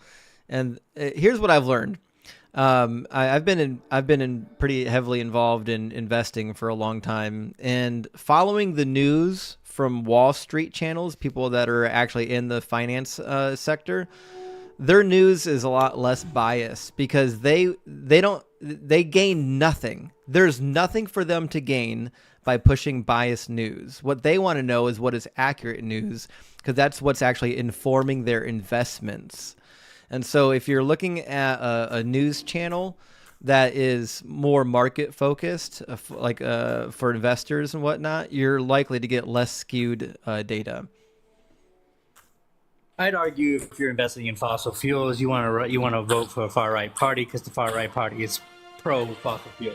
Right, but if you're just a stock trader or you're a broker or you own a hedge fund or different things like that, the thing that you want the most is accurate data, because, for example, there's a lot of things that happen in the news that's going to dictate how your stocks investments go, right? Because remember, a lot of news you're not allowed to invest on until it becomes public. It's not until you get an actual announcement from the company that you can make an actual investment, or you run the risk of getting pegged for insider trading, right? So a lot of people actually monitor the news pretty closely for their investment, which is why investors are not watching Fox News. Investors are not watching CNN. They don't care. They're watching some sort of a financial news source. I think this is just data and music. I don't think that the MSNBC is doing any commentary. I think it's literally just data all night, which I like. Let's see. I'm a fan of that. I don't need to hear Steve Kornacki. He's a political pundit who does the poll stuff. He's not an actual pollster. Right. Yeah. Let's see. Awaiting results from swing states. Take a long time there in Milwaukee County. And again, we're going to be waiting a long time because of a pile of initial votes, those early votes in Milwaukee, in Madison. They're going to take some time to count, but those are I think by 11 or midnight, we'll know most of the Midwest swing states. It's going to be a bit before we hear about California, but you can assume that's going to go blue. Yeah, I think so. We'll be waiting with you, Carl, of course. Thank you so much, Carl Nassman in Madison, Wisconsin. Along with Oregon and Washington. At Arizona, and we can speak to former U.S. ambassador to Turkey, former U.S. Here's the thing: if something happened in which California went red, I would be very suspicious. That to me is an outlandish outcome. I wouldn't find that to be plausible in any way. Well, see, here's the thing. Like, California is a lot like Michigan, but bigger. Like, the rural areas are all blue, but everybody else is red. Because I lived up in northern Los Angeles County, up near Kern County, and those people were all Republicans. So the thing is, for people who aren't from that area, if you look at a map and you look at Los Angeles south to the border, 10% of the entire population of the United States lives in that little area. Yeah. Compromising Los Angeles and San Diego and Orange County. Yeah, that's true. Now there are a couple states now that are doing ranked choice voters, ranked choice voting. That would be one thing I'd love to see more of. Let me see who's doing that. Absolutely. I think Maine was one of them.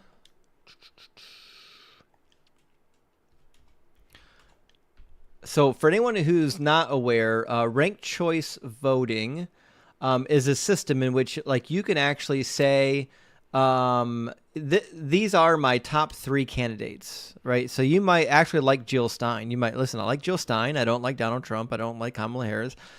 But in the event that Jill Stein doesn't win because she doesn't actually stand a chance, I don't want to waste my vote. So they do ranked choice voting where you can vote for like your top 3. So like if you vote for Jill Stein and then she gets booted, then your next choice becomes your vote. And if they don't win, if they don't make it, then your next choice goes. So it's a really interesting way to vote. Here are the ranked choice voting states. So some states have it banned. It's not just that it's legal, it's banned. All right, but it looks like Alaska and Maine have some statewide ranked choice voting elections. And then a couple states, Virginia and it looks like, what are those states? Oklahoma and not Oklahoma. Shoot, I have no clue what's in that area of the U.S. Somebody who actually knows the state map, tell me who these 3 states are right here. What are these? This is Idaho here, right?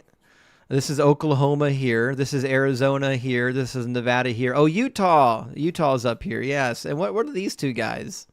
Who the hell are these guys? I feel like I should know who they are, but I haven't taken U.S. geography since, I don't know, 100 years ago. Oh, Colorado, of course. That's Colorado there. Yeah, obviously it's Colorado. Oh, New Mexico, of course. I'm so bad. I literally almost never travel that west. Oh, my goodness. Welcome in, Sarah.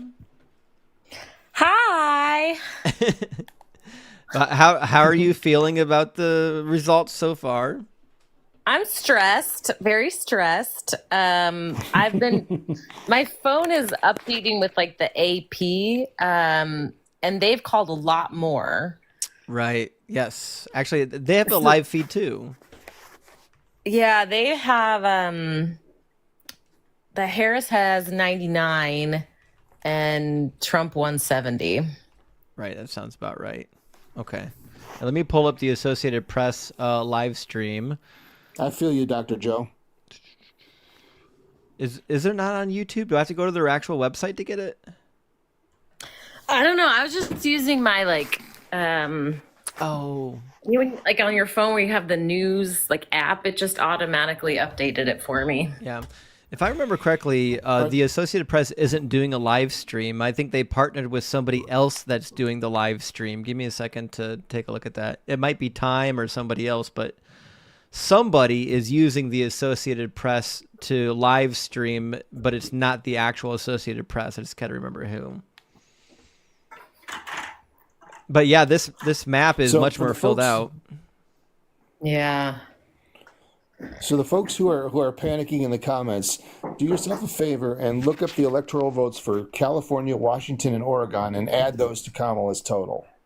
Because those are going to go blue. They just haven't done it yet. Yeah, obviously they're going to go blue. Okay, here's the AP live stream. I thought they had one. Oh, they've got cameras and people at the rallies too. Let's see what they're saying. Oh, it's just music. They're not saying anything. No commentary. But yeah, so they've got Trump off to a pretty wide lead. But the horse that leads the race isn't always the horse that wins the race. So we'll have to see what happens. That's the Red Mirage. Yeah, actually, I agree. I think we're going to experience a pretty big red mirage tonight. And I think I've heard a lot of people say that, hey, it's going to be a landslide one way or another. I don't think that's the case. I think it's going to be a nail biter all night long. That's what I think. I do too. Yeah, absolutely. All the polling data was really close. And I know there's a lot of issues with polling data, but I didn't see anything that suggested a landslide in either direction. Yeah, neither did I, actually. I didn't see anything that seemed to suggest that one candidate really had a huge lead over the other. So we'll have to wait and see. Here's what I do think, though. I think in terms of the congressional seats, I think Congress is going to go red.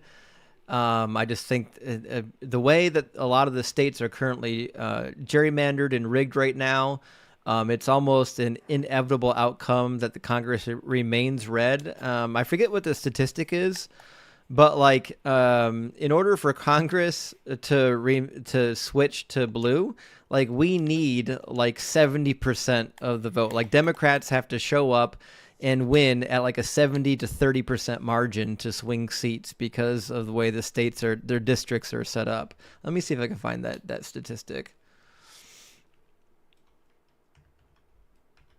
No, really, I get tired of just looking at moderate Democrats all the time, and I hope that one day the Senate and the House gets to be flipped to all progressive, far left Democrats, and that we get rid of all the moderate Democrats because their bipartisanship is not serving us anyway in any shape or form.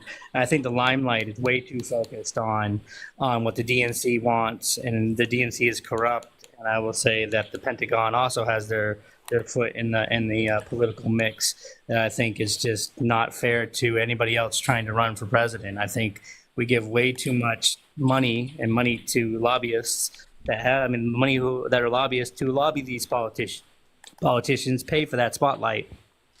I think we should only do grassroots campaigns, and that's it. We should now allow no donation money from corporations at all, and we should only do grassroots campaigns. Yeah, well, you know what? Surprisingly, like what Canada does, in that they have like a limited amount of time to run. You don't have 18 months to run. You've only got like 6 or 8 months. Yeah. Surprisingly, if you poll conservatives on this particular matter, when it comes to money in politics, a lot of conservatives want to eliminate like super PAC funding and big interest spending on elections as well. It seems to be that most people understand the problem, But the people that benefit from it the most, the Republican Party, ensure that it doesn't go anywhere. That's why they were the huge backers of Citizens United. That was the bill that that allowed. Was it a bill or was it a vote? Let me check on it. Yes. There was a bill, that Citizens United that basically opened up the floodgates for corporate spending on elections. Corporations are people. Yeah, I think it was a ruling. That's what I thought. Let me see real quick. Yes. Yeah. It was a Supreme Court ruling. Yeah, it was a Supreme Court ruling. Another thing to pay attention is in these red states that are totally abolishing the separation between church and state, you're starting to see other people wanting to start their own clubs from different religions and different little groups. And you're also seeing the amount of bigotry and complication that happens when you totally get rid of the separation between church and state within these red areas. So I think that's also another thing that I think goes under noticed in mainstream politics on TV. We don't talk about religious extremism to a level of labeling it correctly and understanding why we have the separation between church and state and why is it so important. And that's the main focus that needs to be on CNN, MSNBC, and ABC. And it's not a focus because you see that voter block, the Abrahamic voter block, is severely high. It's high in number. So they don't want to tamper with that voting block and mess up that voting block by using rhetoric that is secularist rhetoric. They don't want to mess those numbers up. So they don't do it. But if you look at the Supreme Court justices, if you look at, the ones that the Republicans put in, these people are strictly using the religious moral values and putting these onto other people. And they're acting like their religious moral values do not go into their way they do justice, and that I would argue that's a falsehood. I think one of the Supreme Court justices referred to a Pope edict that was brought up from way back in the early days of civilization, almost. He's bringing up a edict from a Pope that to use to answer why we shouldn't have abortion. You know what I mean? That's just crazy. Yeah. You know what I mean? This is the problem we're at right now. We're gridlocked, and states are having too much. States are going to be the only things that have power, and people are going to have to move just so they can get an abortion, and that's sad. Yeah, I mean that's a real thing. But people are going to vote their conscience. Like they're always going to vote their religious convictions. That's just not always, but typically they are. The problem I have with the separation of church and state is that churches are supposed to not endorse candidates. Part of your nonprofit status when you get your 501c3 means that you're no longer allowed to endorse specific candidates. You can talk about individual topics, like you can talk about the AB topic, right? But that's out the window now. If you look at most churches, especially the conservative churches, they are outright endorsing candidates as this is God's choice. We just already watched some of the actual prophecies from the pro-Trump prophets earlier. Maybe we'll watch some more. But that would go a long way if we can actually start enforcing the separation of church and state, where we say, listen, if your church is openly endorsing a particular candidate, then you're going to lose your 503c status. You're going to have to start paying taxes. I think we would see that curbed. But then again, I think we should be taxing churches anyways, no matter what. If you look at them, they're already framing this as a notion that Democrats are Democrats. I mean, they're already doing this whole dualistic religious notion thing here that they got going on, and they're having free reign in these red states to go against the separation to the church and state, to where they abolish it completely in these red states. We're dealing with a dangerous precedent in that thing, where we're going to come to such a huge divide between people who are atheistic or just not that heavily involved in religion, to where people, it's a very tough thing when we don't have people in our Congress, in our Senate, being profound secularist and talking about the separation between church and state like it's the most important thing. We had these people in our presidential history. If you look at them, they existed, and we had writers who also existed to come out, and they were very important, in bringing up these things. So it just doesn't exist today in the Senate and in the House, and it needs to be profoundly said. You know what I mean? And this is See, this is the danger of theocracy that some of the forefathers worried about. You know what I mean? Like the dangers of theocracy. They saw that these theocracy nations led to a lot of conflict and a lot of problems and a lot of bloodshed. And there's a lot of quotes out there that are for the separation between church and state, and it's just not talked about on the House floor or the Senate floor at all. Well, they're literally praying on the House and Senate floor, which is problematic. But the biggest issue is when you start mixing. So I don't know if people realize this, but the separation of church and state was quite literally pioneered by Christians. It was the early Reformed movement, specifically the Anabaptist movement, when they came over to America, that petitioned heavily for separation of church and state. They believed in it so much that they believed it was wrong to even serve in government or military. And the general idea is that when the church and the state gets intermingled, it always it never turns out that the church itself is leading the theocracy in a way that God would want. It always turns out that the theocracy gets corrupted by the desires of the state. But then what they do is they put the desires of the state on the lips of God, and now it has the enforcement of God behind it, and people can't say no. So when you mix the church and the state together, what you do is you just created a dictatorship. You don't create a theocracy. I'm gonna check on the results real quick from the BBC. Let me see what's going on over here. The cable news just called New York. Oh, New York got called. Well, I mean, they're definitely going to be blue, right? Yeah. Yep. Definitely blue. Let me pull up the.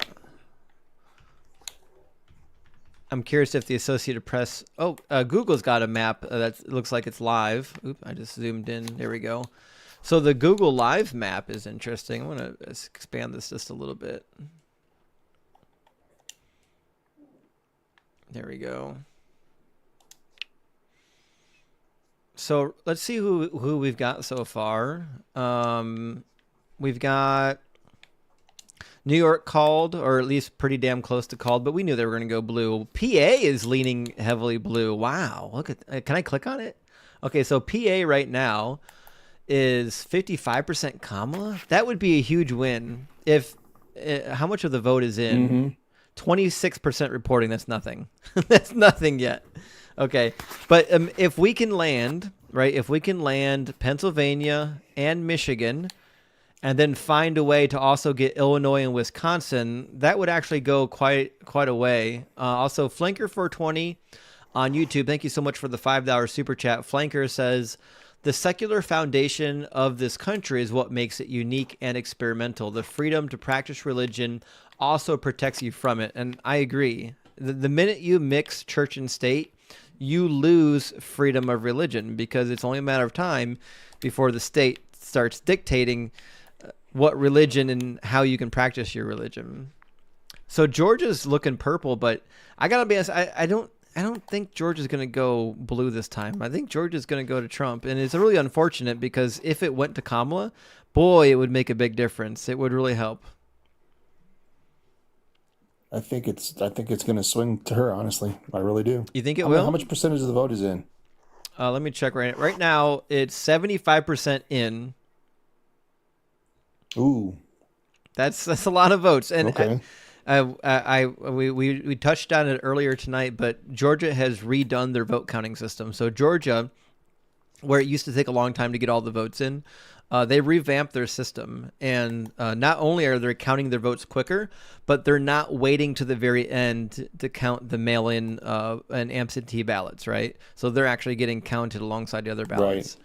So the fact that 75% of Georgia has now been counted, and it's 52% Trump, I think Georgia's off the table. I think they're gone, right?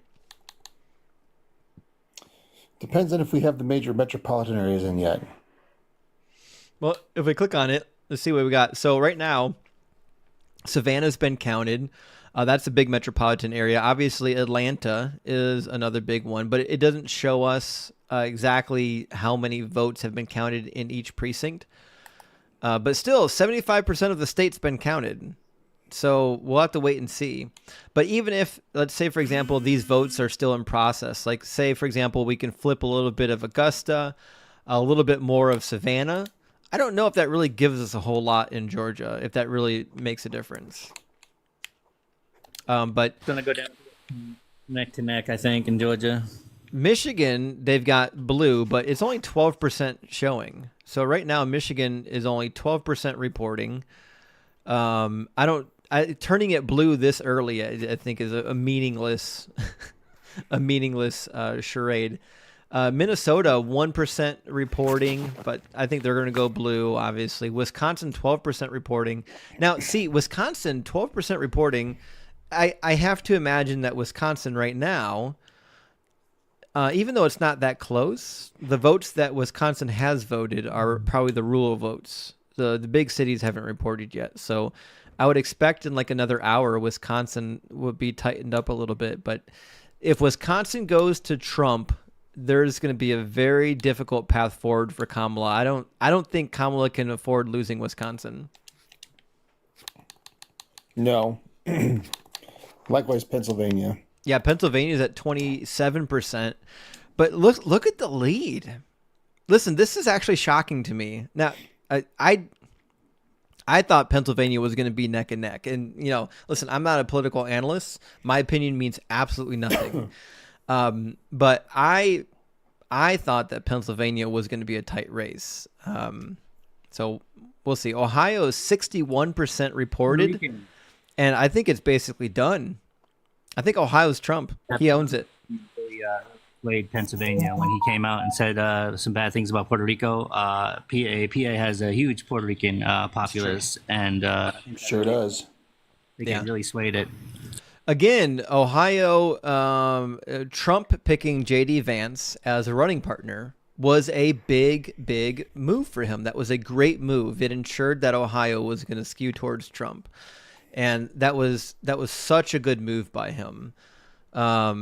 Let's see what we've got. Missouri, 52% Kamala. I thought Missouri would be closer. I don't know if people know much about Missouri. Let's see, 20% reporting. Missouri is like, they don't get pegged as backwoods, but there's a lot of backwoods, I guess we would call type of voters in Missouri. A lot of people out there, believe it or not.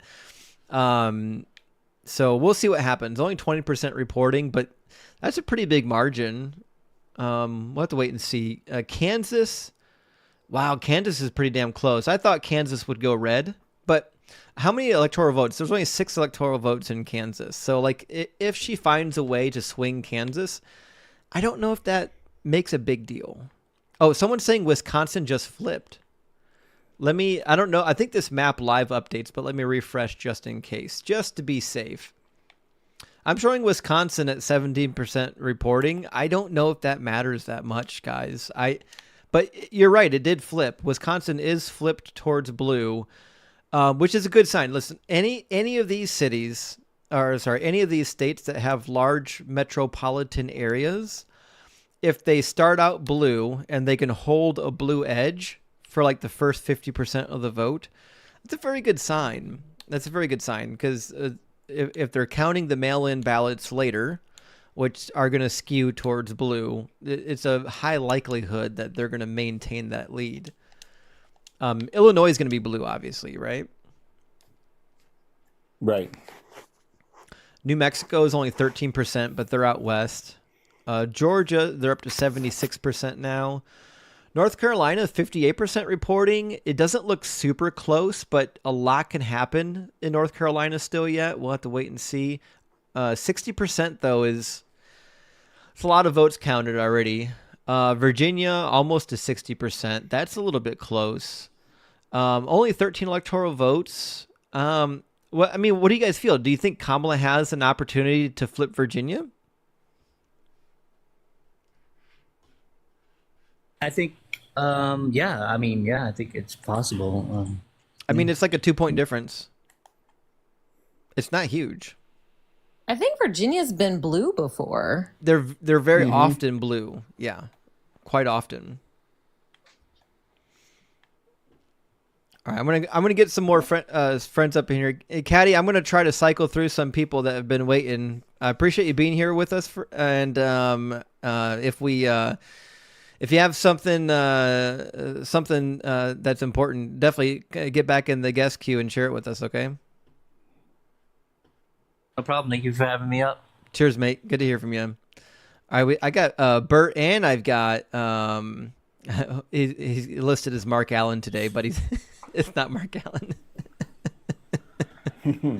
It's a strong family name. Mr. History, welcome in. Your name is a little bit different I'm today. doing a little bit of rebranding.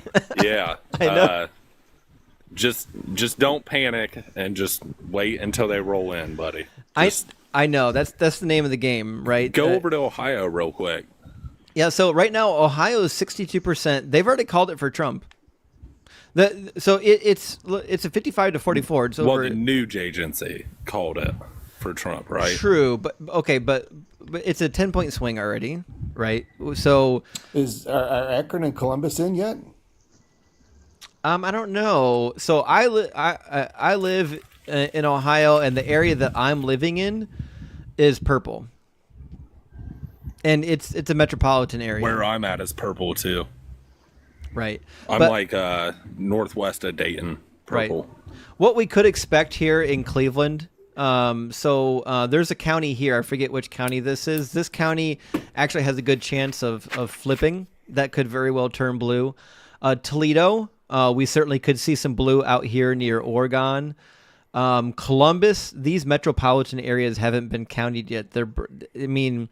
They could very likely turn blue, but I don't know if that matters enough. Columbus is 1.4 million people, and then Cleveland is about 900,000 people. But Right. Cincinnati is also the third metropolitan center, and it could go either way, frankly. Right. Well, the key that we have in Ohio is we really need the Cleveland suburban counties to fit blue. So I don't know if anyone knows much about Cleveland, but so Cleveland's a pretty big area. The but west side is most people don't the live. west- Most people don't live in Cleveland. Like when people say they live in Cleveland, they don't mean that they live in Cleveland. What they mean is they live by Cleveland. The majority of people They work there. That's right, and they work in Cleveland. You got it. So most of the population that's going to be voting are actually here in these suburbs. You're not actually in Cleveland. Yeah, I was born and raised in Cleveland. Yeah. I thought you were from Ohio as well, Bert. Yeah. Then The west side. Fitzgerald, 49th anniversary coming up in 6 days. Yeah. Well, we've got two presidents from the state of Ohio, by the way. I don't know if anyone knows that, but big W Ohio for having two presidents. Yeah, Garfield is buried in Cleveland, actually, right next to John D. Rockefeller, of all people. We've got one as well that's buried in Canton, Ohio. At least he's got a monument in Canton, Ohio. Let me pull that one up. I forget what his name is. Ulysses S. Grant's from Ohio as well. Yes, we've got Ulysses. I did not know that. Yep. I think Ohio's tied for states with the most presidents. I'm not sure about that, though. Yeah, Virginia and Ohio. McKinley was from Ohio. All right, so I was gonna say- Ohio's still in play. Go ahead, Bert. Well, I was just going to say Northern Virginia is really what it's all about, like Falls Church, Yeah. the Mosaic, and all that, like all those Northern Virginia suburbs right on the river, right next to DC. That's what it's all about. And Right. probably, honestly, like it'd be cool to see the Tidewater area really show up. And what is it called? My Fulton phone's County going to die. is really I'm out of important. town. I get that. Right. Thanks for coming up, Fulton Mr. County History. for Virginia. So here's the thing with Virginia, though. So I don't know if anyone knows about the D.C. area, but the D.C. area is just completely populated with political affiliates and whatnot. I wouldn't be surprised because D.C., the region, tends to vote blue. I wouldn't be surprised to see some of these counties around Alexandria, but really D.C., turn blue. And then the same thing with Richmond. There's a lot of state politics happening in Richmond. I'd be curious to see if any of these counties around Richmond turn. But to be honest, like other than that, like I've got family in Virginia. Half my family's from Virginia, and I was down there not that long ago. And from talking to people down there, I think just about all of them, unless you live in one of these three metropolitan areas, it's gonna be red all the way, man. Yeah, even when you start getting out into what's the county? Thanks, Mr. History. There's one county just past like the main metropolitan area, like in blanking what it's called. Just right there, that rectangle just Yeah. outside of Alexandria. Unfortunately, it doesn't actually tell me the names of the counties. I wish it did. Yeah. That'd be really nice if it could tell me the names of the individual counties. Let's see if it gives me any data, or this just this is the generic data. Google definitely stepped up their. What just happened? Definitely stepped up their game though in terms of having a much better election map. I used their election map during the last election. It wasn't nearly as good. I'm going to refresh it just in case I ruined it when I went out.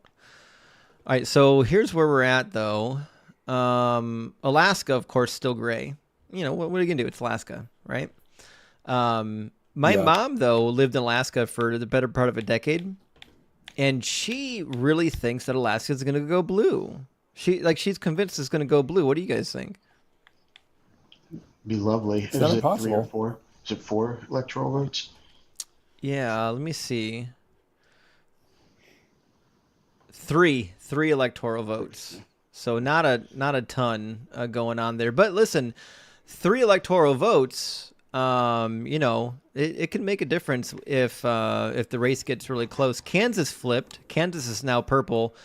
I thought Kansas was going to go to Trump going into the election. If Kansas goes to Kamala, I'll be a little bit surprised. Flanker420, thank you for the $5 super chat on YouTube. Flanker says, if the Electoral College system was abolished, Republicans would never win another election.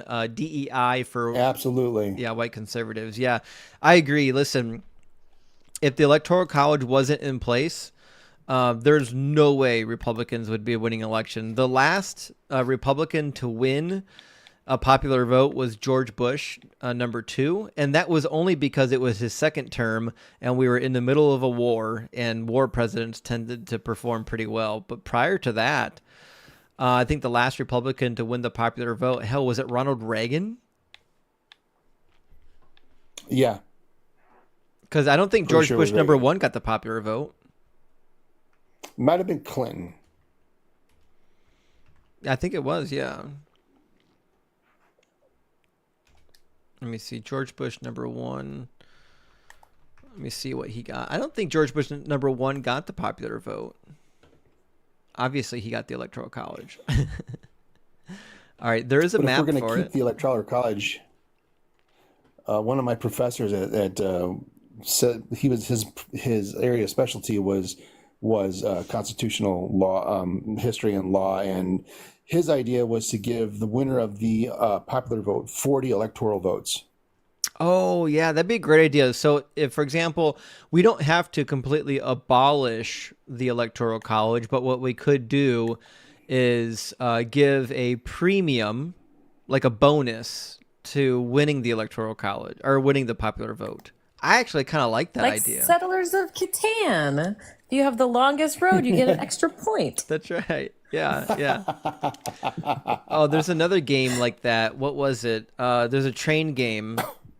What's the name of that train? Oh, I love the train game. Yeah, what is that one? Now I gotta look it up. It's shoot. I own it. It's such a good one too. Somebody Ticket to Ride. The comments got it. Ticket to Ride. There you go. That is a fun game. I just call it the train game. Yeah, I think that's honestly that's probably what most people call it. By the way, there is a game that no one ever plays that is one of my favorite games to play, and when people come over, I try to make them play it with me. Most people have heard of Cards Against Humanity, right? Mm-hmm. There's a Christian version of it. Now, there's a second Stop one. it. There's a copycat that has come out that's not nearly as good as the first one. Let me get you the name of the first one. It's unbelievable. I actually met the people who designed it. It was a group of people, and they actually have seminary degrees. They actually graduated from seminary, but they have really good sense of humor. Wow. Let me find it real quick.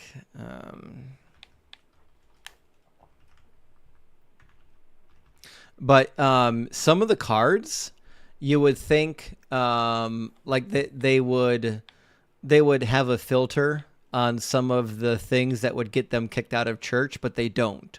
Like they're just really honest with what some of the cards say. So, it's like called what? Let me see if they still have a website. I'll show you exactly what I'm talking about. Because I don't think the game performed as well as I would have hoped it would perform. But the name of the game is called A Game for Good Christians. Oh my gosh! And it's actually a really good game. Let me see. Here's some of the cards. Oh. So, for example, here was one play. Can't read it, probably too small on the screen. It's like apples to apples where you have a main card and then people submit secondary cards. And the first card says, "Save us, O Lord our God, from blank." And then the first... So, submit your next... So the first card says, "The word of the Lord, burning like an STD when you pee." The second card is... The second card is claiming your wife as your sister twice. Ouch. And then the next card is Bathsheba naked. There's a lot of really honest cards like that where they're just, letting it all hang out, as they say. The first one here says, "Sing a song of thanksgiving for blank." And the cards that got turned in was serial killing gossips, or the Holy Spirit, or really good wine, or incest with your 2 daughters. Oh my God! Wow. So they don't hold any punches in the game. It's a really fun game to play. Wow. Jewish apples to apples, if it's any consolation. It is similar, yeah. But so it's like the rated R version of Virgin. That's good. Of the rated R Christian edition of Cards Against Humanity. Yeah, what a strange combination that it's Christian, but it's also R-rated. Yeah. Well, it's the same thing I've been saying for a long time. The people who go through the educational process, like they go to seminary or they go to even a higher education, like they get their PhD, most of them don't take it nearly as seriously as like the people in the pew, because like once you see how the sausage is made, if you're still in it, you develop a very deep sense of humor for all the nonsense that is in it. Because if you can't laugh at it, what can you do, right? And so I find like other people who have graduated with this field of study have a great sense of humor about these biblical stories that most people would shy away from. Bert, thank you so much for being here, man. It was great to see you. But yeah, if the game's still available, let me see if it's still available. It's one of my favorite games. That's hilarious. So what we like to do is we have that very first Christian game, whatever it's called, and we mixed it in with Cards Against Humanity. Yeah. I think I was telling you about this before in your other live. It's like, what does Jesus like? A bigger, blacker dick, some sort of stuff like that. Yep. So they pulled it from Amazon. It's not on Amazon anymore, but they do have a website. Let me see if the website still sells it. Womp womp. I know, right? Well, Amazon, I don't know if people realize it, but Amazon takes a humongous cut of what you're selling there. It's actually really difficult to be profitable selling on Amazon. Not just because of the competition, but because of the cut that Amazon takes. So they do still sell it on their website, and they even have expansion packs. So it sounds like I'm going to be getting an expansion pack here soon. Let me see what kind of news we're getting here. From the... I think they called Kansas. Did they call Kansas? Nation yeah, well, my TV did. That will happen. Oh, okay, what station is it? Congresswoman, Democrats. What am I watching? I'm on the Peacock app, I think. Okay. Bill that came through Congress a few months NBC. ago, and that the fault lays at his feet. Democrats continue to gaslight Americans. They know well that in the House, we passed the Secure the Border Act, H.R. 2, over a year and a half ago. It is the strongest piece of and border then Donald said, "Don't vote for it." Ever passed by the House. The Senate is the one who has failed to pass anything on their side. Yeah, because So Donald in told the everyone House, not we are to. working hard. We want to secure a border, and I believe under President Donald J. Trump, we will accomplish this. Yeah, actually, so this is my prediction. If Trump gets in office, Congress is going to be red for sure. But if Trump gets in office, the first matter of business is they're going to take this bill and they're going to pass it, and then they're going to wave your hands and said, "Hey, look at what we did," even though it had nothing to do with Donald Trump. They just want to make sure that they get that win under his leadership, and they don't allow that to be under Biden's. Well, and here's my nightmare scenario. The funny mustache man only took 3 months from when he became chancellor to when he just took complete power. And that's what worries me. So that all of these women and these people of color who are voting for these people will very quickly find out that they're then discarded back into the dirt bin and put back in the women will be forced back into the kitchen and having babies, and everybody else will be their thralls. Yeah. We'll get the Handmaid's Tale. It'll be fantastic. Headquarters, I'll ask The you about Handmaid's Tale immigration in a moment, upgrade. but tell us what things are like there right now. Well, everybody is excited, obviously very jubilant. People work so hard to get here. Kamala Harris worked so hard, and Tim Walz, and so it's an exciting night. She's ahead in some key states like Pennsylvania and Wisconsin and a few others, and so everybody's very hopeful. Okay, I just want to get your response That's to a some of the useless things we update. heard from Congresswoman De La Cruz there, who was talking about what she said was the Biden-Harris administration's failed border policy. I mean, in your state of Texas and across the border states, do you think that this is going to be one of the main driving issues for voters? Well, I think the issue of the border and immigration are always among the thorniest issues in American politics, and they have been for a long time.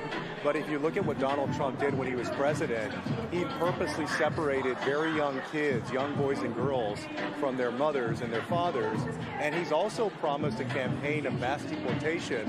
There are 2 times in American history when that has happened and had a significant impact on Latinos and specifically Mexican Americans in Texas. And in those 2 times, there were over 1 million American citizens, not undocumented immigrants, 1 million American citizens who were deported. And so that's what Donald Trump is promising. And I assure you that there will be people, if that happens, if Donald Trump is somehow able to this win is tonight, the Harris there will be campaign people in the Rio headquarters. Grande Valley and I see it relatives of now. theirs who will be wrapped up in that. Congressman, just one question on that. So in 5 minutes, guys, it's 9:56. In 4 minutes, there's going to be a bunch of polls closing, which means a bunch of states on this map is going to start counting results pretty soon. So we should see some of these states lighting up here in the near future. Missouri finally went red, but it's still only 26% counted. So we'll see what happens in Missouri. Kansas still purple? Maybe? NBC called it, so maybe they just haven't updated it. NBC called Kansas? Hey, Justin. Yeah. Yeah. Something I wanted to point out, since we had brought up the Electoral College, I just wanted to explain to the folks out here the weird way Nebraska works when it comes to the Electoral College. We're one of only 2 states in the entire country that will split up the Electoral College votes based on voting districts within the state. The other one is Maine. So you see Nebraska there, it's almost all red. That is true. Trump took the state, but out of the 5 Electoral College votes, he's only going to get 4. Not that mattered, but it may come down to the Electoral College. And so the one vote that went blue is because of certain districts within our state. And thankfully, I'm one of those people that lives in those blue areas. And yep, I voted blue. Maine's the other one. Okay. So just wanted to point that out in case it does come down to the Electoral College votes and people are trying to figure out, well, why did Nebraska give away one? That's why it started doing that in 1992. Actually, that's another way. Everybody be well. Yeah, thanks, man. Appreciate it. I'll go. That's another way we can chip away a little bit at the Electoral College is by not having so many winner takes all states. And that's part of the problem with the Electoral College is no matter what the popular vote is, it's going to be a winner takes all situation, right? So there are some states, like you said, where the winner doesn't get every single electoral vote. It depends on how the individual counties and districts vote, right? That would actually help out a lot, especially if you have a state that's very populous, like Texas. You could definitely swing a state like Texas if you go to a situation, or not swing, but you can actually divide the state and get some electoral votes out of it, even if it's red, because there are some very blue locations within Texas. But I think they've already called it for Trump. 65% voted, which I think we expected Texas to go Trump, right? Mm-hmm. I thought it might go blue for a little bit there, but so you were saying earlier you would have to hit a certain threshold before you call a state. What would you think of it, like 80%, 75%?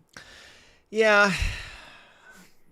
If the percentage includes the absentee ballots, then I would like it to be 85%. That's what I would want to set the threshold for. That's a good one. But it looks like Georgia's done. So Georgia's at 80%, and I don't think it's close enough that the vote is going to swing. They haven't called it yet, but I bet they're on the precipice of calling Georgia. North Carolina, still not that close. North Carolina is not going to swing.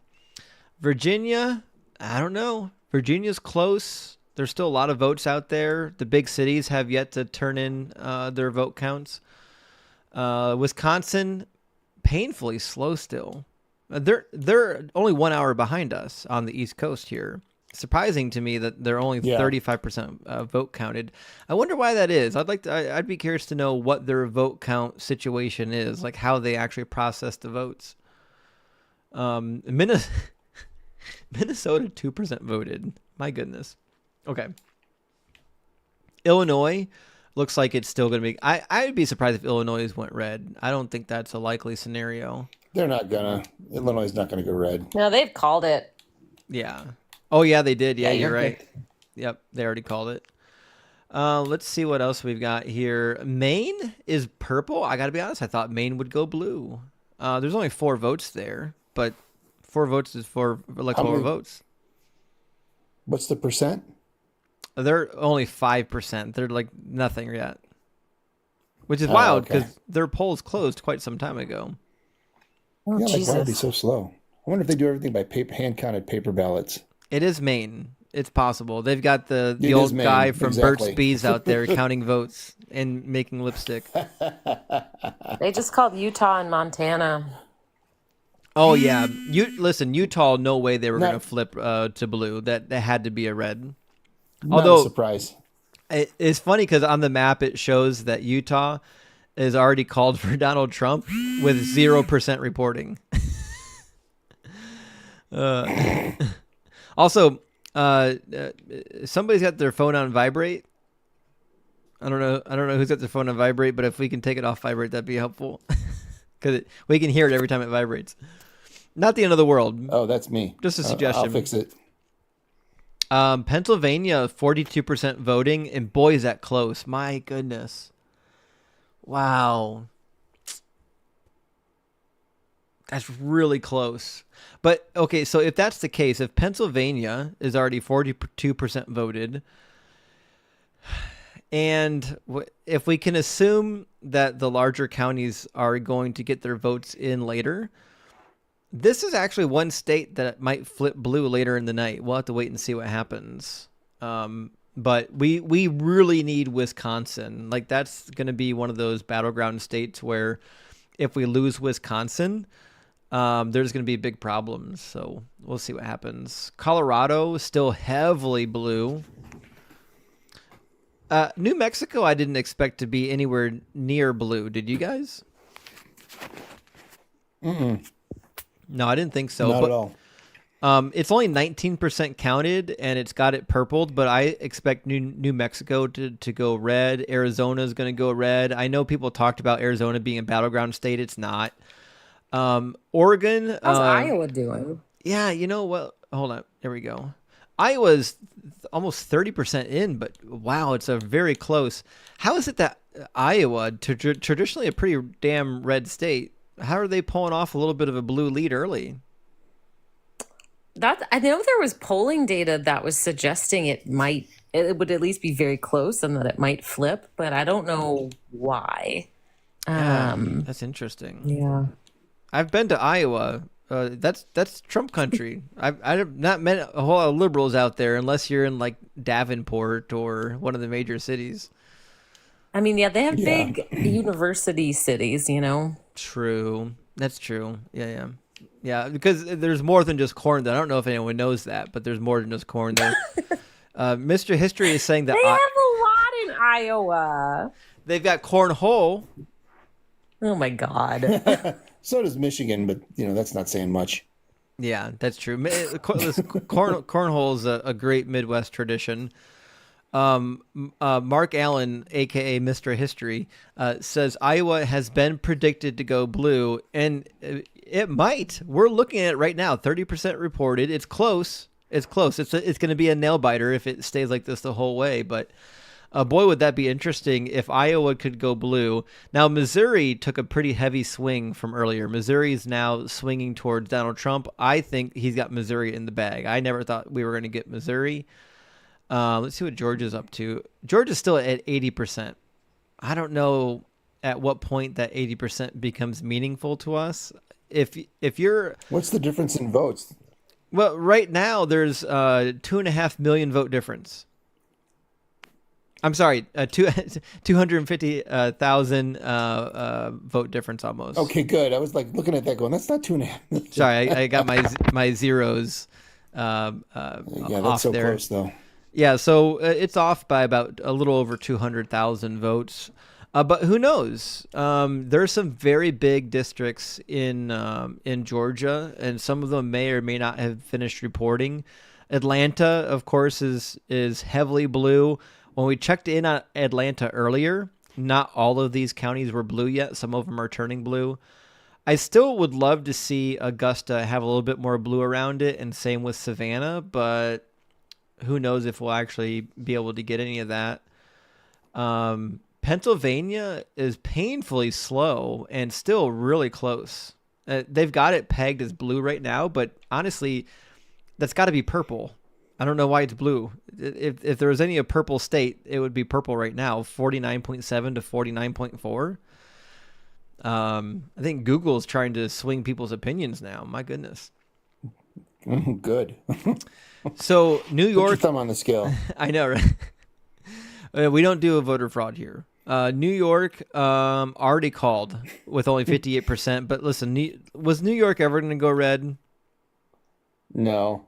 New York has no... Manabel says that they're from Augusta, Georgia. I'd be curious to know your opinions down in northern Augusta. What's your impression talking to people down there? Do you think northern Augusta has the opportunity to go blue, or do you think it's going to remain red where it's at right now? They are on the East Coast, which means a lot of the votes probably already been counted. You say you think they'll go blue? You think? All right, we might see one or two more counties in North Augusta region turn blue still yet tonight.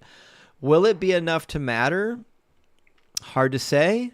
We'll find out. We will find out. I'd love to see that happen. South Carolina and North Carolina, I think, are going to be Trump territories. He's got a pretty good lead in North Carolina, believe it or not. I thought North Carolina would be close. Man, I did too. I thought he'd take North Carolina. Well, I didn't think he was going to take it. I thought he would take it. I thought she had a chance to take it, but I thought it was more likely that she would not take it. I was hoping, though, I said earlier that if she can find a way to swing North Carolina and she can also grab Michigan and Wisconsin and PA, that's a huge win. That's a big old win for her, even if they lose Georgia. So we'll have to see. Yeah, and says NBC has Trump has 201 electoral votes. Yeah, okay. And so NBC's a scotch ahead of the Associated Press. It looks like right now all of the data we have is coming from the AP according to what it says here. So Google's pulling it from AP. Let's see if there's any more helpful news coming through. a third of the votes counted, that is pretty meaningless, and largely because the mail-in ballots, the postal votes, tend to lean towards Democrats. They're disproportionately Democrats that have tended to use early voting and mail-in voting. So we can't put too much store into that. And that talks to another issue, which is the fact that last election, because of the numbers of mail-in votes, well over 2 million, about 2.5 million, that created this space when there was a delay in counting those, in which Donald Trump alleged without evidence that there was a rigged system. He'll do it again. Here in Pennsylvania. Yeah, what I've that's sensed throughout yes. the course of today is a very determined I know Kamala was operation talking about by all the officials things they from had the in place, district attorney's assuming he office was going right to up to challenge it again. Yeah. So that's a really good point. So there's already, I don't know if people realize this. Is everyone aware that during the last election that the Trump campaign and the RNC sent fake electors to Washington, D.C. in order to cause confusion and force a delay in the vote counting? So that's, yeah, I did know that. Literally happened. And guess what? In this particular election, you're never going to guess. Those people that were willing to be fake electors that went on this mission, they are now actual electors. There are like 15 of them that are now actual electors for this election that will be casting votes. Oh, I did not know that. God damn, this is the worst timeline ever. I know. 8 of them. Listen, 8 of these individuals that they have now selected to be electors, 8 of them are currently facing criminal charges. That's the type of people. That's what we're dealing with. USA. And these are the same people that are crying that the Democrats are trying to steal the election up and down. Every time they say it, it is a projection. Every time the Republicans in Congress say that there is voter fraud happening on the Democratic side, they are telling on themselves. All right, let's check back in with some of our states. PA, interesting. PA flipped. PA's now up. God damn it. PA's up now 50-48 for Donald Trump. Listen, that's still very close. Anything could happen in PA. Anything could happen. Colorado, they already called that. Colorado's done. Colorado's locked in for Kamala Harris, the next president of the United States. Illinois locked in, called. Michigan, listen, they've got like Kid Rock counting the votes over there or something. I don't know what's happening in Michigan, but they're only 17% Kid Rock reported. I have no idea what's happening. They got Kid Rock and the Insane Clown Posse over there counting votes. It's going to be all night. All right, let's see. I'd rather have the ICP than fucking Kid Rock. Yeah, I mean, if I had to choose between ICP and Kid Rock, I'm going with ICP.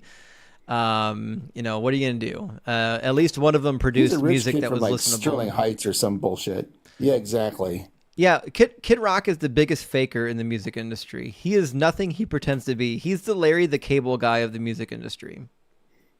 Yeah, Kid Rock is the theme music for copper theft. Yeah. Let's see what we've got here up in New England.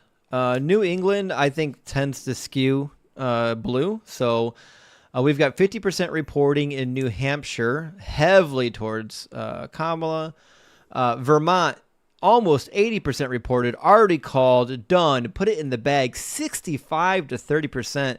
Bernie Sanders put that in the bag for the blue. All right. Kamala Harris up 62 to 35 in Massachusetts, Mitt Romney's state that he governed. Connecticut, 16% reporting. Already called it. How is anyone... Listen, I know Connecticut goes blue. I get it. I really do. But with 16% of the vote counted, I don't know how you can call it for anybody. It just... I'm sure there's a statistical formula somewhere that said there's only so many votes remaining. And, given, popular trend from the last 100 years, it's like 99% likely that it's done. But still, there's something inside of me that feels wrong calling an election for a state at 16%. Yeah, I don't understand the math on that. No. New Jersey counted fast. New Jersey 73% reported. They're already done. They called it. I didn't realize New Jersey had 14 electoral votes. I thought they would have less than that. I didn't either. I thought they would be like 5. Kind of surprised. Interesting. So New Jersey throwing 14 electoral votes in there. Delaware. They're real dense. They must be, Like- yeah. Yeah. Well, look at what they border though, right? They're I can't see it on the map. There we go. They're bordering. Let's see, 1, 2, 3 states, and all of them have major cities nearby, even though they're not on the map. Certainly, New York, Trenton, and Atlantic City are highly populated cities. I'd be curious if Ted Cruz just won. Oh God. Listen, like if somebody looked up the word smarmy in the dictionary and if it didn't have his picture, I would be surprised. In fact, we'll do it I feel again. like Smarmy's too kind. I've never seen a guy. In fact, Ted Cruz was one of the people when I was Republican reading the bills in Congress that he co-sponsored. He was one of the people that forced me away from the Republican Party so heavily because his bills were the worst. If you look at the names of his bills versus the content of the bills, he purposely goes out of his way to name the bills something that would be favorable to the American voter. But when you read the bill, it's the opposite of what the title is. And after he's the worst. Let me go though to Ted Cruz. He is the worst. Ted Cruz's daughter refusing to hug or kiss her father. This is one of my favorite videos of all time, guys. This is the best. You win here, Ted. Are you taking off? Come on. Yeah, they're going with me. Hey, let's hop out of the way. We're taking her. Good jump. Good jump. Ready, Bob? Oh God. Yeah, looked at the camera at the end. Did the camera see any of that? She tried to flick him. Win here, Ted. Are you taking off? Come on. Yeah, they're going with me. Hey, let's hop out of the way. We're taking her. That is a young woman that does not like her father. Oh, it makes me so uncomfortable. That's so hard to watch. Yeah. That's right, Christy. No means no, by the way. For those on the right, like Ted Cruz, who aren't aware, no still means no. All right, let's see. We got some news in from North Carolina. So it's a good bellwether. But you see, she is behind him there. This was the picture in 2020. So there's 1,000 votes difference there. And yet, if you were to go back to Wake County with 70% of the vote counted here, let me just put that in there for you. There you go, 63.9 with 76.4% counted. And you show that, you see, she's doing quite well in those suburban and metro areas. So if we just go to Pennsylvania, again, you see it in Scranton area around Lackawanna, 95% of the vote counted.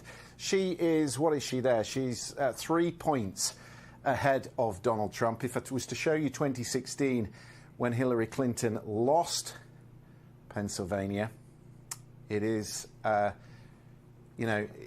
you see is the same sort of margin. So she's not doing as well as Joe Biden. And she probably knew that, to be honest. She probably knew that she wasn't going to be doing what Joe Biden did to win the White House back in 2020. She knew the game, that she had to get more out of places like Philadelphia and Pittsburgh. None of these states can be predicted, but I think it's becoming more predictable how each of these candidates will win. Okay, Christian, thanks for that. We'll be back over to you. I really think she should have picked Shapiro for the vice president so she could pull Pennsylvania over. I think she fumbled on that one. Let's see if we've got any change in the map. Interesting. Arizona and New Mexico suddenly switched over to blue. Arizona 48% too. I got to be honest. I know that people keep saying that Arizona is going to be a battleground state. I just don't think it is. I mean, we'll see what happens. If she can take Arizona, first of all, that'd be a huge win for us. But I'd be surprised. I'd love to be wrong on this one.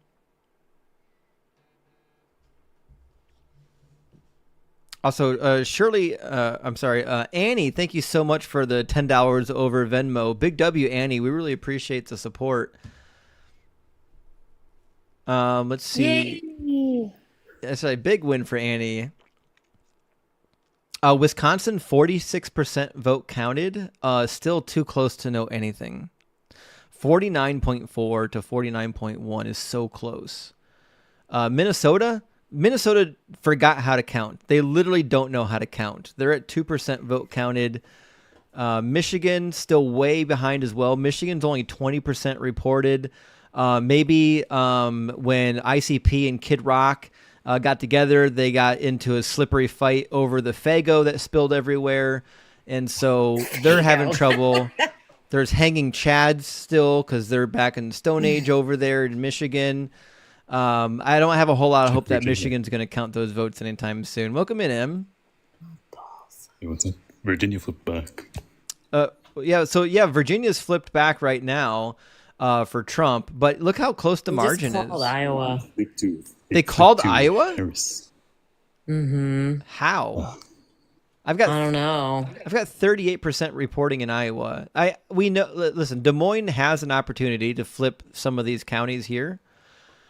Cedar Rapids as well. Sioux City, we'll see about that. It's a stretch. Yeah, it's a stretch. Now, but Virginia is back to Harris at 69. Really? Yes. I would love to see Iowa in the bag, though. But 65% reporting now. 69 now. On CNN. Oh, CNN. Here's what I think. Yeah, I think the Associated Press is a little bit delayed because I'm showing right now the updated time. You can't see it on the screen, but the updated time on the Associated Press is 10:19. So it's, I don't know, a minute or two behind maybe ABC or CNN or so on and so forth. But I'm showing right now that Virginia is 65%, maybe even more reported, and it's skewing towards Trump. But got to remember, a lot of these states are going to be counting the mail-in ballots late tonight. Like, we're going to be in bed. I'm not staying up all night, but we're going to be in bed. And some of these states, if it's only a 0.5% margin, a 1/4% margin, there's actually a pretty good likelihood that the state that's on that margin is going to flip blue once they count those mail-in ballots. Georgia's getting closer and closer to getting. Yeah, Georgia, I think, is going to go to Trump. And I thought that was going to be the case. That's why I thought in order for Kamala to win, Kamala has to get Pennsylvania and she has to get Wisconsin. If she can't get Wisconsin and Pennsylvania, it's over. The goose is cooked. And Michigan. Oh, yeah, she's got to get Michigan. You're right. Sorry, I forgot about Michigan. So, if she can pull off... Yeah, she's going to get Michigan, though. It seems that way, but it's hard to know. But I mean, that's 15 votes there, 10 there, 19 there. That would go a long way. All she needs is just those 3 states and the safe states, and she's gone. Yeah. Well, you know what though? Let's imagine, right, for a second, that Arizona and New Mexico are in play. I don't think New Mexico is in play, but we'll see. I think New Mexico is going to go Trump. Is very likely. New Mexico is very likely blue. They haven't voted. They haven't voted red since Bush. Is that for sure? They're voting for Trump. Yes. Interesting. It voted for Republican last time in the early 2000s. Ever since, it's been likely blue. Okay. So if we can get New Mexico in there and Arizona, if we can find a way to flip Arizona, that keeps her pretty well in play. I mean, Arizona's it's not huge, but it's got 11 electoral votes, which is not minuscule. Colorado's already called. They've got Colorado called for Harris. I think we expected that to happen. Utah is still 0% reporting, and the Mormons say they want Trump. It is not competitive at all. No, Utah's not competitive. I'm fine with it being called early because it's not competitive at all. It hasn't been won by Democrats, I think, since Bush Sr. Not Bush Sr., I mean Clinton. Right. I think that's the last time it's been won by anybody that's a Democrat. Now, right now, Minnesota is purple, but I don't know. What are the odds? just your gut feeling. What are the odds that Minnesota doesn't go blue? I feel like they have to. Low, very low. It's incredibly low that Minnesota It's wouldn't not even go blue. spoken about. Yeah. Now they've got Virginia flipped again. Look, now a few moments later, 67% reporting. It's still delayed. It is delayed, yeah. But we've got another flip for Harris this time. I think we're going to see some of these states flip back and forth throughout tonight. It's going to be so close all night. I don't know. North Carolina, Trump is pulling away, and 75% reporting. That's a pretty hard thing to overcome. He's now up by 262,000.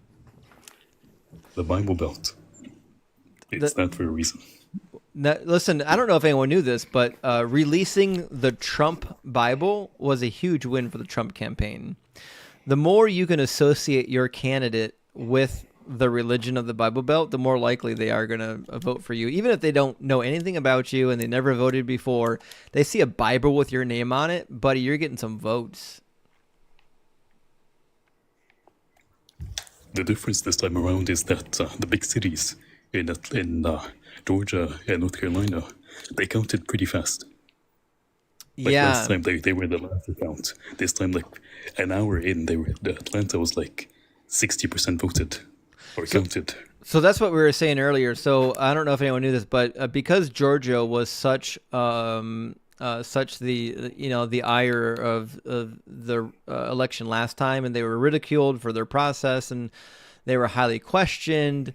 They wanted to eliminate that nonsense from this election, so they actually altered the way in which they're going to be counting votes this year, and they're actually not waiting to the very end either to count all of the mail-in votes. So what we see right now in Georgia, I'm likely to believe is pretty damn accurate. I think right now Trump's got a pretty good lead. I think he's likely to hold on to that lead. We'll just have to wait and see. I mean, 88% reporting is pretty damn conclusive. 88%. Actually, last time they kept flipping back and forth, like at 99%, if you remember. Right. It was decided at the last minute. It was like a few thousand ballots, overseas ballots from the military. Right. Remember? Yeah, exactly. Yeah. Now, they're not nearly close enough to have that last 12% of the vote to really swing it. I think Georgia's done. I think Georgia's a cooked goose. We get Georgia out of here. I think we can call Georgia. I'm going to beat CNN to it. Michigan. Kansas and Iowa. Yeah, Michigan. We finally got 1 more percent, guys. So someone got the mops out and they cleaned the Faygo off the floor, and now they're no longer slipping around in strawberry soda. I don't know if anyone knows this, but Faygo is based in Michigan. That's why ICP brings it to all their concerts. I'm making some very Midwestern jokes now. Sorry for people who don't understand any of these references. Let's see. Wisconsin. And Michigan has Faygo and Ohio has Younglings. Yeah, exactly. So Wisconsin at 49% of the vote, very close. Very close. Let me see what's happening in Wisconsin. But look, Milwaukee and Kenosha, these areas here around Milwaukee and Kenosha are likely to turn blue still yet. By the way, if you open up the CNN map, it shows you the county votes too. Oh, no way. To see the reported within them, which is helpful as hell. Let me see if the CNN map is better than the map that we have here on Google. It is better. So what do you think, Who do you think is going to win? So it depends on Pennsylvania. Like even if Trump loses Arizona and Nevada, he's going to get Nebraska. He's getting Iowa. Okay, so I show Arizona right now is literally just 3.3 away. So that's a close state. 51% of the vote still in. If it remains that close all night, like if it's just 1 or half of 1 point away, then when we get towards the end of the votes and they start counting those mail-in and absentee ballots, that could actually turn the state. We'll have to see. By the way, Trump having Georgia and North Carolina, I'm pretty sure that just leaves Pennsylvania Yeah. to win. Yeah, if she doesn't get Pennsylvania, it's over. That's the thing. So right now, with the way Georgia and North Carolina are set up, if she can't find a way to get Wisconsin, Michigan, and Pennsylvania, she's done. There's no way she's coming back. This from is that. why it looks like Trump is favored to win. Because Right. all he has to do is just win Pennsylvania now. Right. Or just a mix of multiple other states.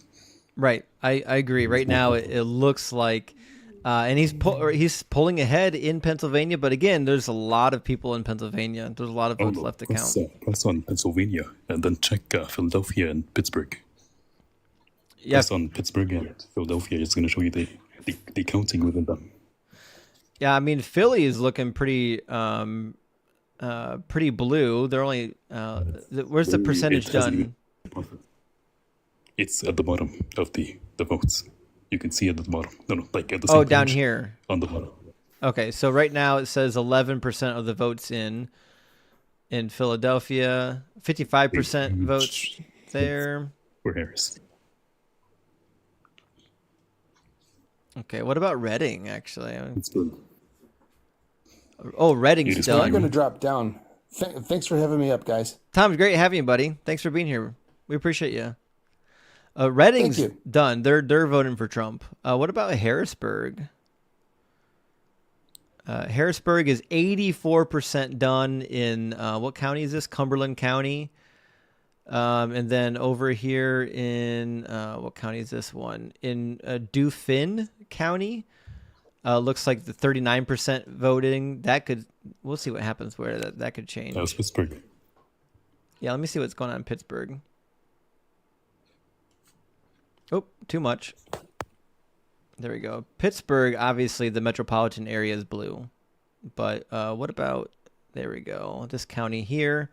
Westmoreland, wow, that's very red too. And 58% of the vote already counted. That's not a good look for Kamala. She's not going to... Percentage on Pittsburgh. Pittsburgh is 74% counted, which I think we expected her to take Pittsburgh, right? I mean, how could she not? It's not about her not taking it. It's about how much vote is left. So, for example, right now she has like a margin in Pittsburgh that tells you that the rest of the votes are most likely going to be leaning to Harris, which gives you an idea of how much vote is left that is going to like skew the margins towards her or to Trump. This is why they not for the state though. States early. They call states early by looking at these cities and looking how much of the vote is left and the margins, and then they deduce from that if there's enough votes to flip the state, and if there's a chance for the other candidate to win. That's one of the way they analyze. But Allegheny County is not it's not a data point for the rest of the state. So like you can't extrapolate what's happening in Allegheny County to say like. No, I meant in Pittsburgh because it's a big place. So if there's like, for example, in Philadelphia, it's like 11% counted, and it's very heavily skewed to Harris. So if Trump has 100,000 vote lead and the entire state is done except Pittsburgh, you could still win. Because Pittsburgh is very heavily leaning to Harris, and it's only 11% counted. The rest of the vote is most likely going to Harris. Yeah, but I mean, we still have all of these other counties that are still voting. Like, I know that Pittsburgh's big, and I know a lot of people live there, but some of these states too, you have to actually win counties. Now, in Pennsylvania, is it a popular vote takes all? Yes, the only states which separate their electoral college votes are Maine and Nebraska. Okay. So if she can get a popular vote in PA, that would go a long way. PA right now is listed as 57% reported. Right now, we've got 22% in Michigan. They're completely lost in Michigan. They have no idea how to count over there. Wisconsin, 50%. They're moving slowly but surely. They got switched over to blue. Arizona flipped again. Yeah, I know. Listen, I think I could be wrong about Arizona. Arizona might be closer than I anticipated. But can she win without Arizona? I don't know if yes, she can. If she gets Michigan, Wisconsin, and Pennsylvania, she wins, and Nevada. Yeah. Or actually, I don't think if let me check if she needs Nevada. You can open up the 270 to win interactive map. Right. Yeah. Actually, I like that website. I have a terrible sense of deja vu from 2020. I know, right? Where things are very close. Just put Nevada, Georgia, and North Carolina as red, and then Michigan, Wisconsin, and Pennsylvania as blue. All right, so we've got them as red right now. New Mexico is going to go blue, right? Yes, it is likely. It's likely blue. We're going to make Georgia red. North Carolina is going to be red. And then the Rust Belt is going to be blue. Yeah, let's do PA blue. There we go. Michigan, we'll get Michigan blue. Wisconsin blue. Minnesota's already blue. We'll make it more blue. It goes exactly to Harris if she gets that. Damn. Okay, so if she can pull off. That is horrible. Do you know why? Why? Because at the Electoral College, you could have some of the electors just completely vote something else. Yes. Like in 2016. Yes. When Trump won for, say, 306, he actually, at the end, he got 302 because 4 electors voted for Hillary instead. Yeah, so that's the other thing people don't realize is that just because you've got the electoral votes statistically doesn't mean that the electoral electors are going to cast the vote. Yep. That's another whole situation. In order to guarantee the win, she could perhaps add in Arizona, though. So if we do Arizona, she's got a little bit of a margin. Probably enough margin. So something that I just found out like a few minutes ago. Phoenix is neck and neck. Phoenix is? Yes. I didn't expect that for Phoenix. I thought Phoenix was like a safe blue county. That's what I thought, actually. Yeah, so I show Phoenix right now at 51% reporting. Kamala just barely up. That's insane. Here's the thing. If Phoenix doesn't skew blue, I think that's a bad sign for the rest of the state, isn't it? I honestly do not know. Like, it depends on how Phoenix was doing in 2020. Because it could have been always like a competitive place. Right. It could have just been competitive all the time. The crazy thing is Miami-Dade. Like, check Miami. In 2016, it went for Hillary by like 20 points, or almost 20 points. And now it's like the opposite. It's Trump 20 points. Damn. Yeah, and Yuma is skewed heavily, 64% for Trump. Yeah, man, Mojave, they're 63% in. They're 76% for Trump. Let me see how many votes are left, though. So right now, does it show how many votes are left? There's 51% of the vote left, and there's about a little over a million votes cast, which means there's almost a million votes still out there. So we'll see what happens. In these other counties, yeah, there's not a ton of votes in some of these other red counties, to be honest. So it's certainly possible that when we get the votes from like Flagstaff and Phoenix and Tucson, that it could skew towards the blue. We'll have to wait and see on that. New Mexico is called. They called it. Yes, blue. They called it blue? Let me go back to the... Wait. I just read that on Twitter. Let me verify that. Yeah, Twitter's a mess. So, but I'm showing right now New Mexico with a heavy blue lead. Like 53 to 44 is a pretty conclusive lead at 61% reported as a couple of minutes ago. So I think we probably call that one.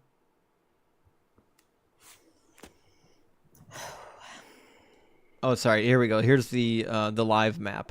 Or no, this is one we edited. Now I'm getting my maps mixed up. There we go. This is the live map. Let me refresh it.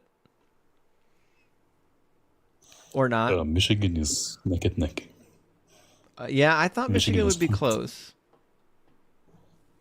Virginia is still skewing a little bit blue. I think there's a good chance that Kamala wins Virginia, but it's not certainly no guarantee.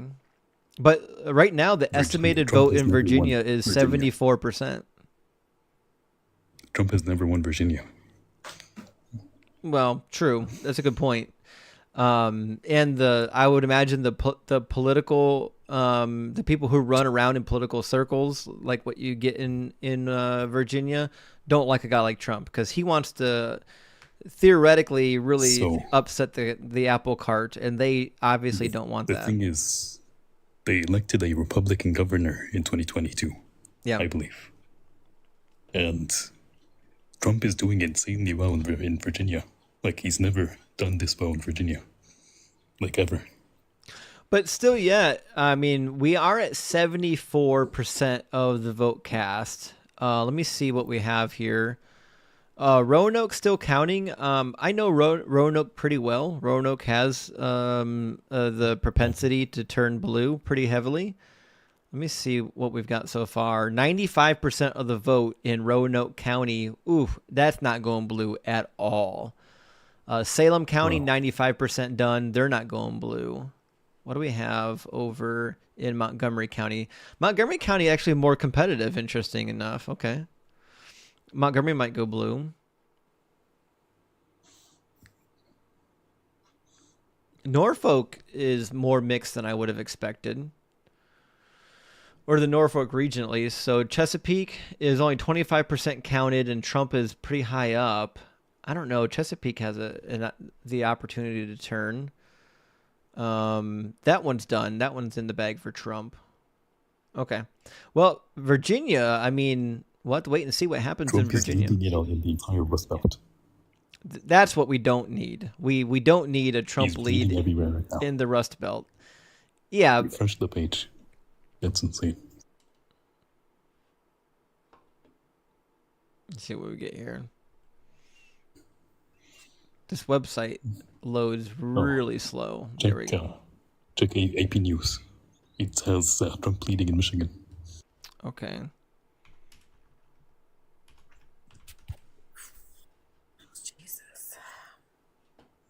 Well, the initial map that we had from Google, this map from Google is from the Associated Press. This one here. So Google is pulling their data from the AP. So this should match what we have on the AP, right? 112 to 204. No, it's actually different. 112 to 198. That's weird. That's it's different. Probably just like behind. Yeah, it's probably a delay. Yeah. Okay. This map is disgusting. Yeah, this map's not a good one. We don't like that. All right. I do like how clean this map is, but I wish they would give us the counties like the other map. Oh, Kansas. There you go. Kansas called? Kansas just got called. I knew they would. Okay, Kansas went to Trump. I expected Kansas. Missouri's called. They're done. All right, Missouri's done. They're off the table.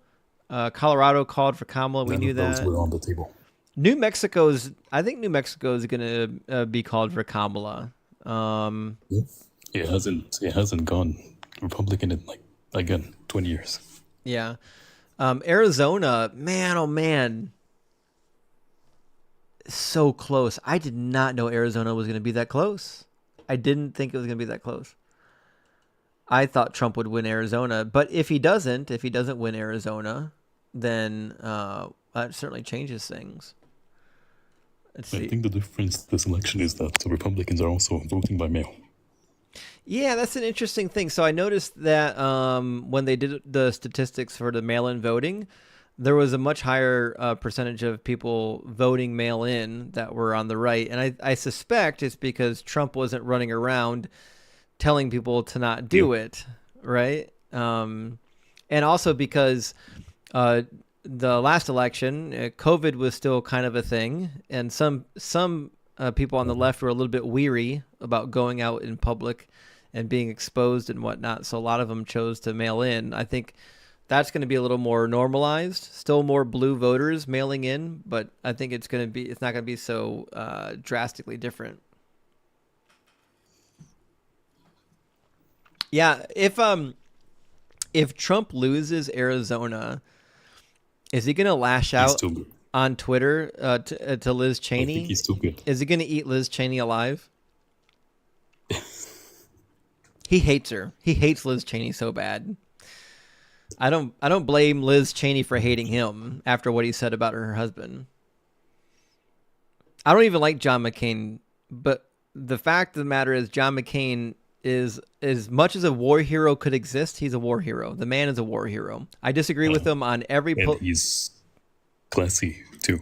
Yeah, he's not like modern Republicans, so... He was always a good guy. Yeah, like, if we had a race, like, right now, where, like, say, for example, there was a really nasty Democrat that was running that I didn't like, and somebody like John McCain running on the right, I could see where a lot of Democrats would vote for a John McCain in that situation.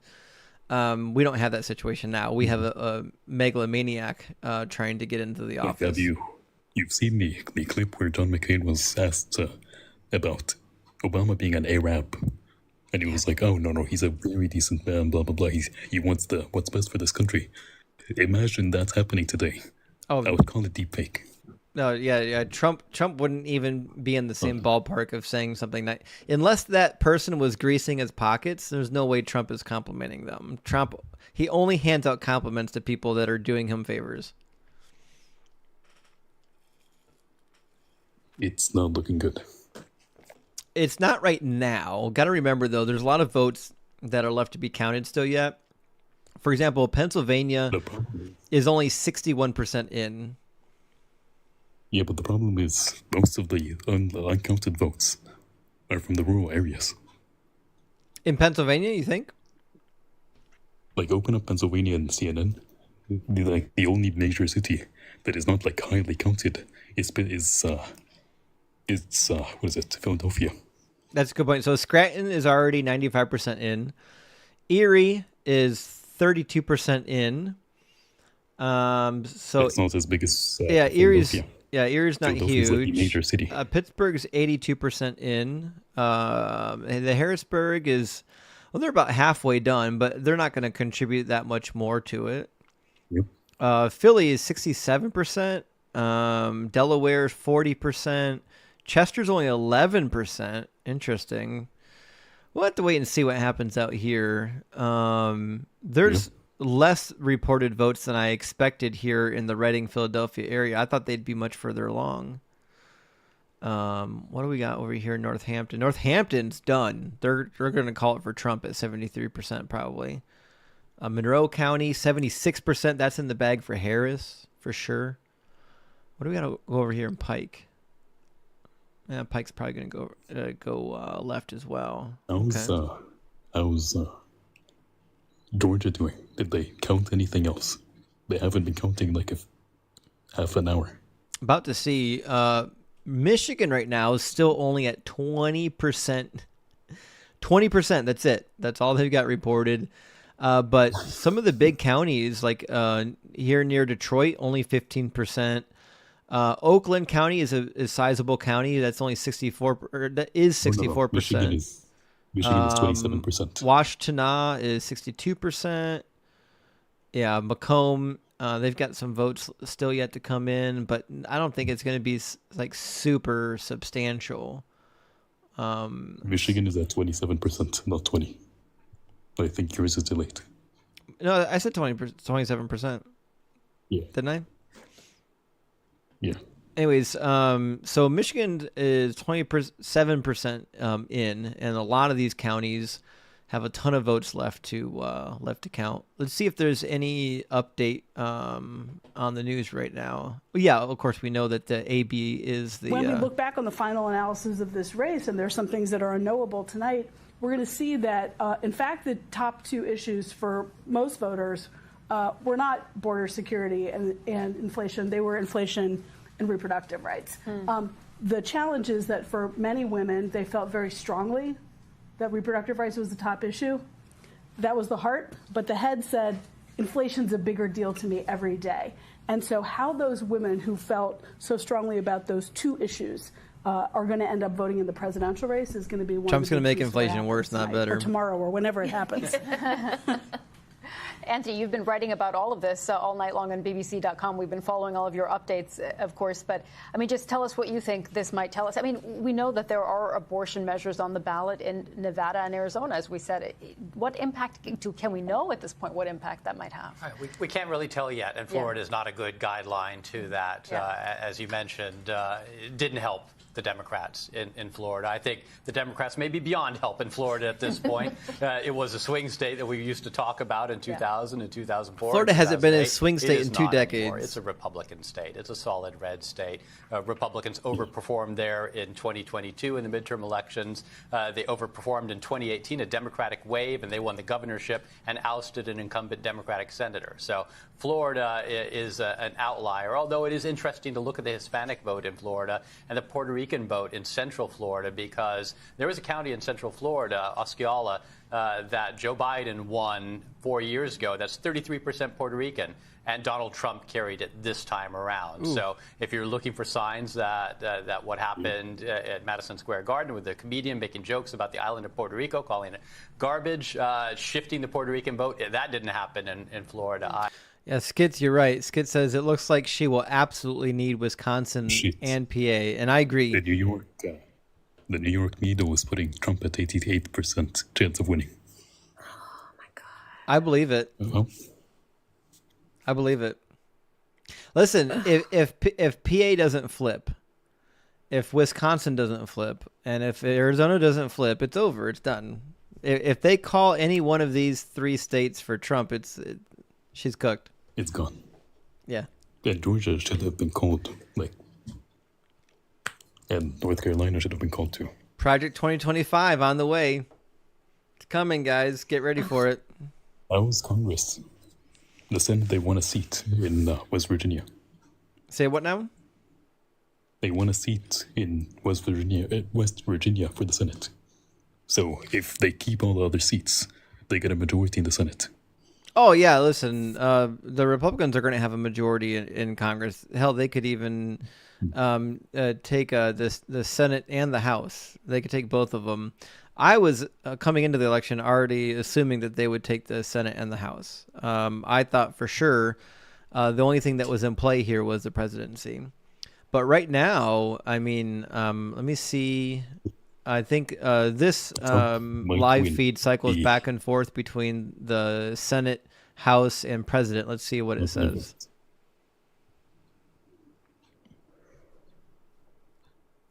I can't believe it. There we go. One of the strategies for Trump this cycle was visiting New York and California. I think he was trying to garner up the popular vote. You think? He literally held rallies there. House gained 3 seats. Makes no sense at all. Yeah, you're right. There's no reason whatsoever, ever, for Trump to go to New York and California.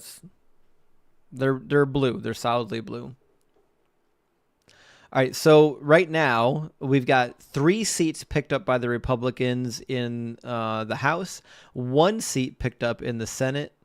Let's see what she's saying. We were thinking, wow, this looks like a very good in night 10 for more Donald minutes, Trump, we and got then they new started polls counting closing. Some of those big city votes. Now, they all say they've got the processes quicker, and so they should be counting those votes quicker, but we haven't had them yet. No, What's your we sense, worth reminding people that? I'm hearing from a lot of Democrats who, sure, they're watching Pennsylvania, but they're really watching Wisconsin and Michigan right now. Okay. And it's interesting because I think you're right. We have seen, as the world gets more partisan, there seems to be less and less ticket splitting, but tonight we are seeing ticket splitting. We saw it perhaps in North Carolina already. I mean, I know Harris would love to win North Carolina, but it looks like voters came out and said, I'm not voting for the Republican candidate for governor, but I am voting for Donald Trump. And if enough of those did that, it's going to take North Carolina off the map for her. We'll see. Hasn't happened yet. Pennsylvania, crucial Senate race, as well as obviously all the chips in the presidential race. So the propensity to ticket split tells you voters really actually are engaged this year. But I can't emphasize this enough. I have been in so many focus group Zoom rooms behind the curtain over the course of this year, as well as poll after poll after poll. The preponderance of the reason why people who are backing Trump is because they're upset about inflation and they remember a time before COVID, before the supply chain, when Donald Trump happened to be president, when their money bought them more. And a lot of them will tell us in these focus groups, oh, the chaos. We don't want the chaos again. I'm really disturbed by January 6th. I don't want to live through that drama again. You know, I don't want my children to see that he's an example for president, but I'm going to vote for him anyway because of inflation. So I think we'll see what happens here. That's exactly what people were saying in 2016. I mean, I remember traveling. One of the problems that the Kamala campaign didn't do good messaging on is helping people understand what led to inflation and how Trump will actually make it worse. You put tariffs on imported goods, the blanket tariffs, inflation is going to go absolutely through the roof. Inflation is not a measure of how much money is in our system. It's not what it is. It's a measure of the consumer price index. It's pegged to the consumer price index. So anything that causes the price of the goods to increase will in fact cause inflation, which means tariffs, which directly cause price increases, will 1,000,000% cause radical inflation, which is why we saw the last time we had tariff wars, there was a rampant inflation. So, but the it wouldn't have mattered though, like the messaging, maybe, you know, because it's like things are expensive now and they were cheaper before. End of list. People aren't good at details. And also, Kamala shouldn't have run, and Biden shouldn't have gotten the nomination in 2020. Say that again? Biden shouldn't have gotten nominated in 2020, and Kamala shouldn't have been picked for vice president, nor should she have run for 2024. Well, here's the thing: is I don't like Biden all that much. I actually do like Kamala. I like her a lot. But the fact that the fact that she is affiliated with Biden, I think, hurts her. Biden is very much disliked. And the fact that everybody, like, until now, they still see her as a hire just to be the first female vice president. Like, they genuinely, like, people who I've talked to who are Republicans, that is one of the main things they bring up. She was just used as a face, and even picking her vice presidential pick was horrible.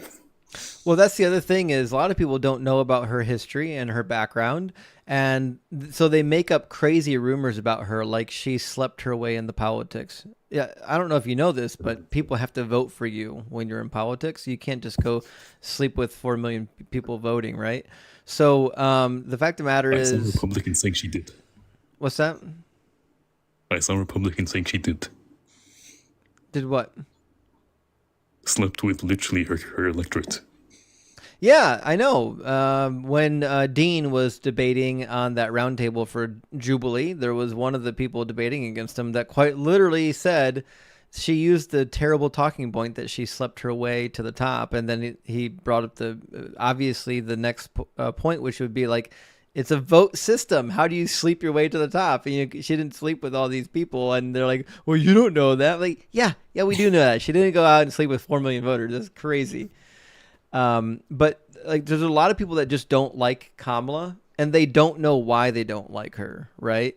And so they have to make up reasons. But the reality of it is, I know why. Yes, the reality of it is because she's a woman and she's not white. And she's associated with Biden. I think those are three things that people are put off by, even though they shouldn't be. There's a lot of people that won't vote for a woman. I know them personally. Yeah. It's wild to me that how many men have run this country and completely mismanaged it, and people still think that only a man could do it. That's insane. It's asinine, especially when the last time Trump was in office, he had nothing to show for it. He inherited an economy that was already doing well. It was already on the upswing. When Obama handed off the economy, literally all he had to do was sit back and do nothing. He didn't have to do a damn thing, and the economy would have kept doing what the economy was already doing. And so he inherited an economy that was already on the upswing. And then assumed, made people assume it was because he was in office, but that's not how that works. There's not a single policy people can point to that he passed that was actually beneficial to the economy. And people will say, well, he cut the taxes, but he really didn't. He really didn't cut taxes for normal people. He cut taxes for the wealthy people. Annie, thank you so much for the $10 over Venmo. I see the notification just now. I really appreciate that.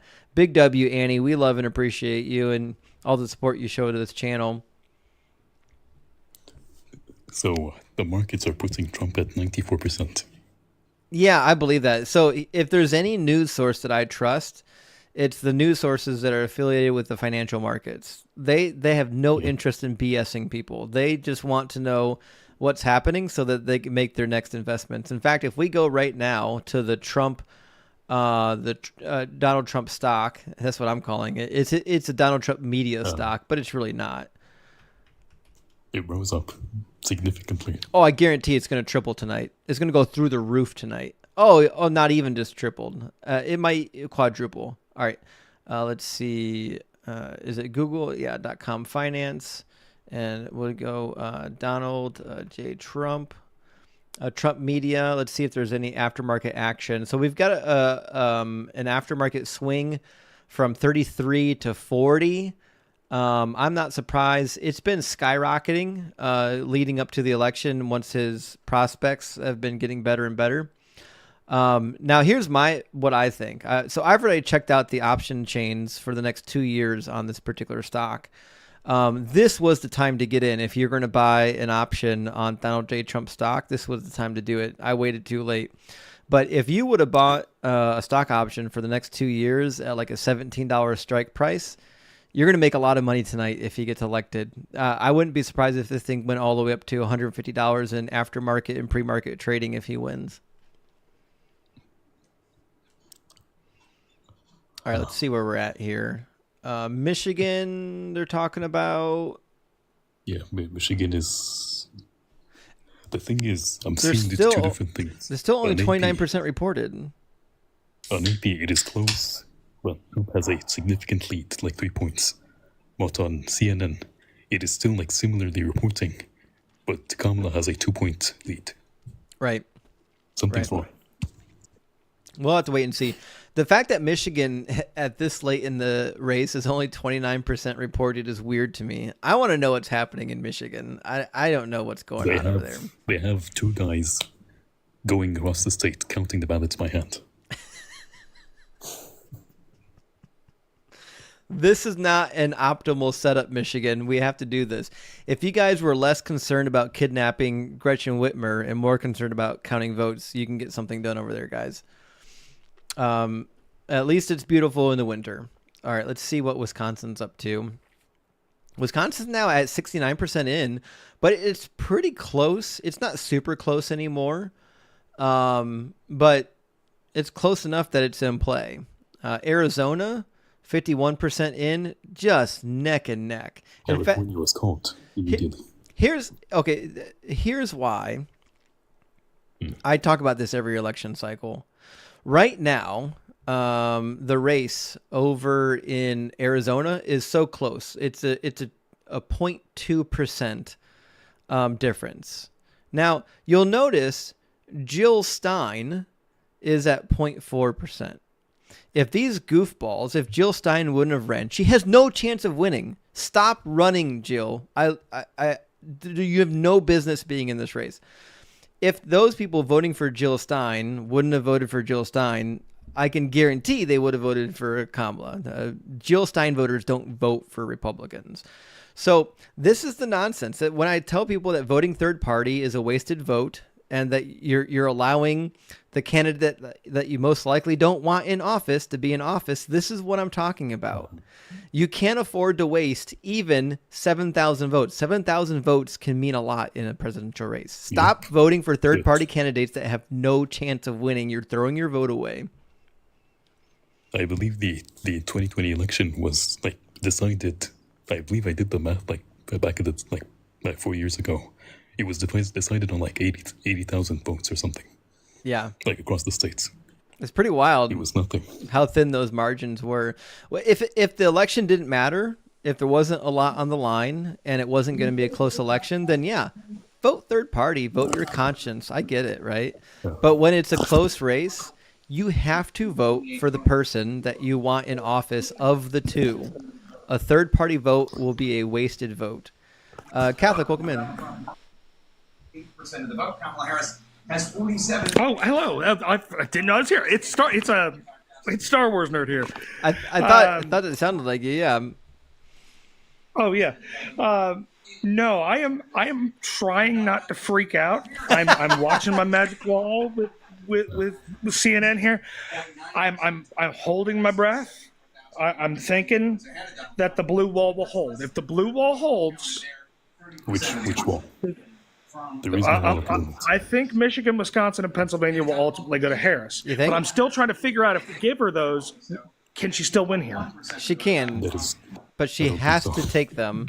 In fact, if she really wants to win, she needs Pennsylvania, she needs Michigan, Wisconsin, and she really needs Arizona. If we can get Arizona, that would put it solidly in the bag. She would have a pretty, she'd have enough margin that any funny business from the electors wouldn't ruin things.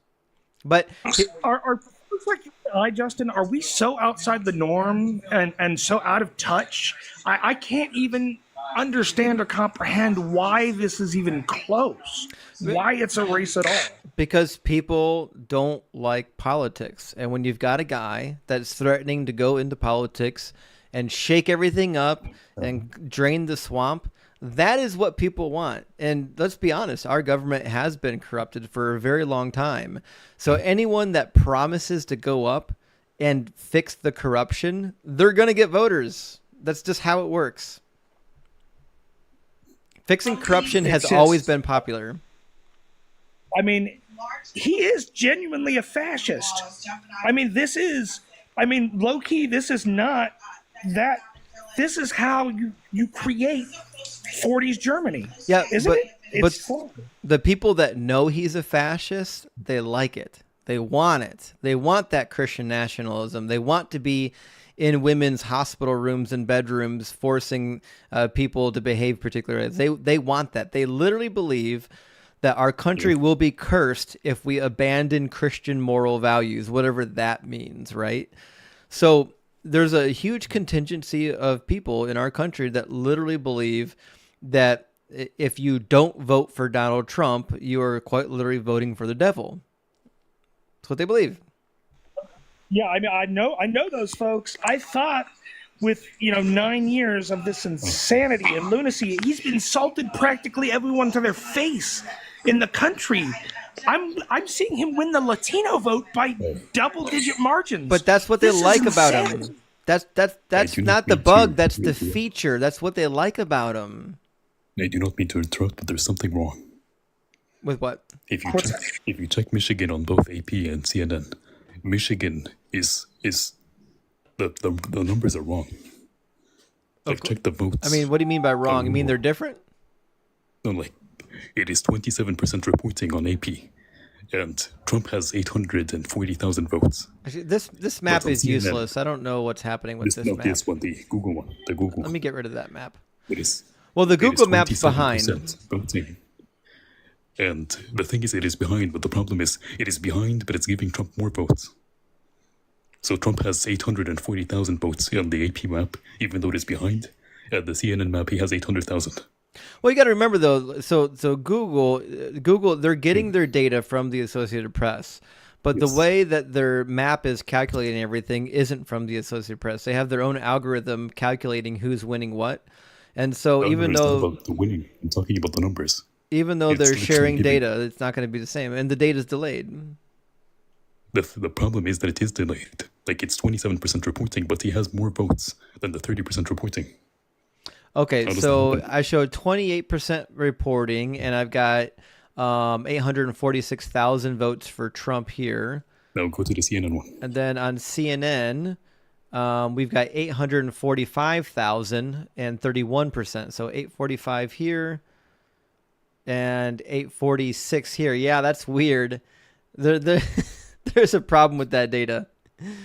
If the rigging allegations are coming, just letting you know. Oh yeah, the rigging allegations are definitely going to come. I suspect it's probably something mundane. I generally, don't suspect that the people handling the reporting data would, manipulate it, but we'll see. Never know. Arizona. If only all states learned from Florida. What's that? If only all states learned from Florida. Right? Within the hour we had. How is Georgia not called yet? I think they're scared of a 2020 repeat. Oh, that's a good point. Yeah. North Carolina's done. They're at 87% reported and nearly a 3-point swing. I think North Carolina, we call that one for Trump. Virginia, surprising in Virginia, Kamala actually pulling ahead later in the race. Kamala's she's got Virginia in the bag, it looks like. I think that's good to go. Pennsylvania finally jumped up there at 71%, but unfortunately it's not looking good. It's looking worse as the counts. 72%. Yeah. Now, if Pennsylvania hits like 85% and it's still red, she's done. She's cooked. Call it a day. I'm going to bed. We're all going to bed. This is all over. We're all going to cry and vomit and cry and vomit. Oh, go ahead, Catholic. I was making attempt to cry and vomit. You go ahead, Ems. You were having, saying actual words. I was Nevada, not even like giving any data. I don't know what's going on with Nevada. I don't know. They're running all their results through the slot machines. We might have to wait on their results.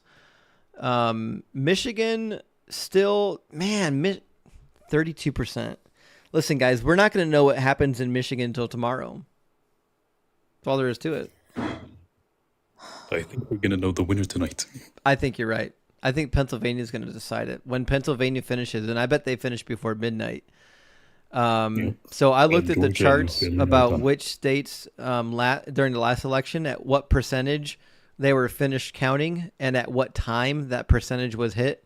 And Pennsylvania basically finished and called it before midnight. So if Pennsylvania calls it here in the next, say, 30 to 45 minutes for Trump, it's over. I'm going to bed. I'm not looking anymore. I think that is not going to happen. You don't think so? 30 to 45 minutes. It's going to go up like 3%. We'll see. I don't know. All I know is I'm going to use the restroom because if Pennsylvania flips red, I'm going to get some of Grandpa's cough syrup out and start early.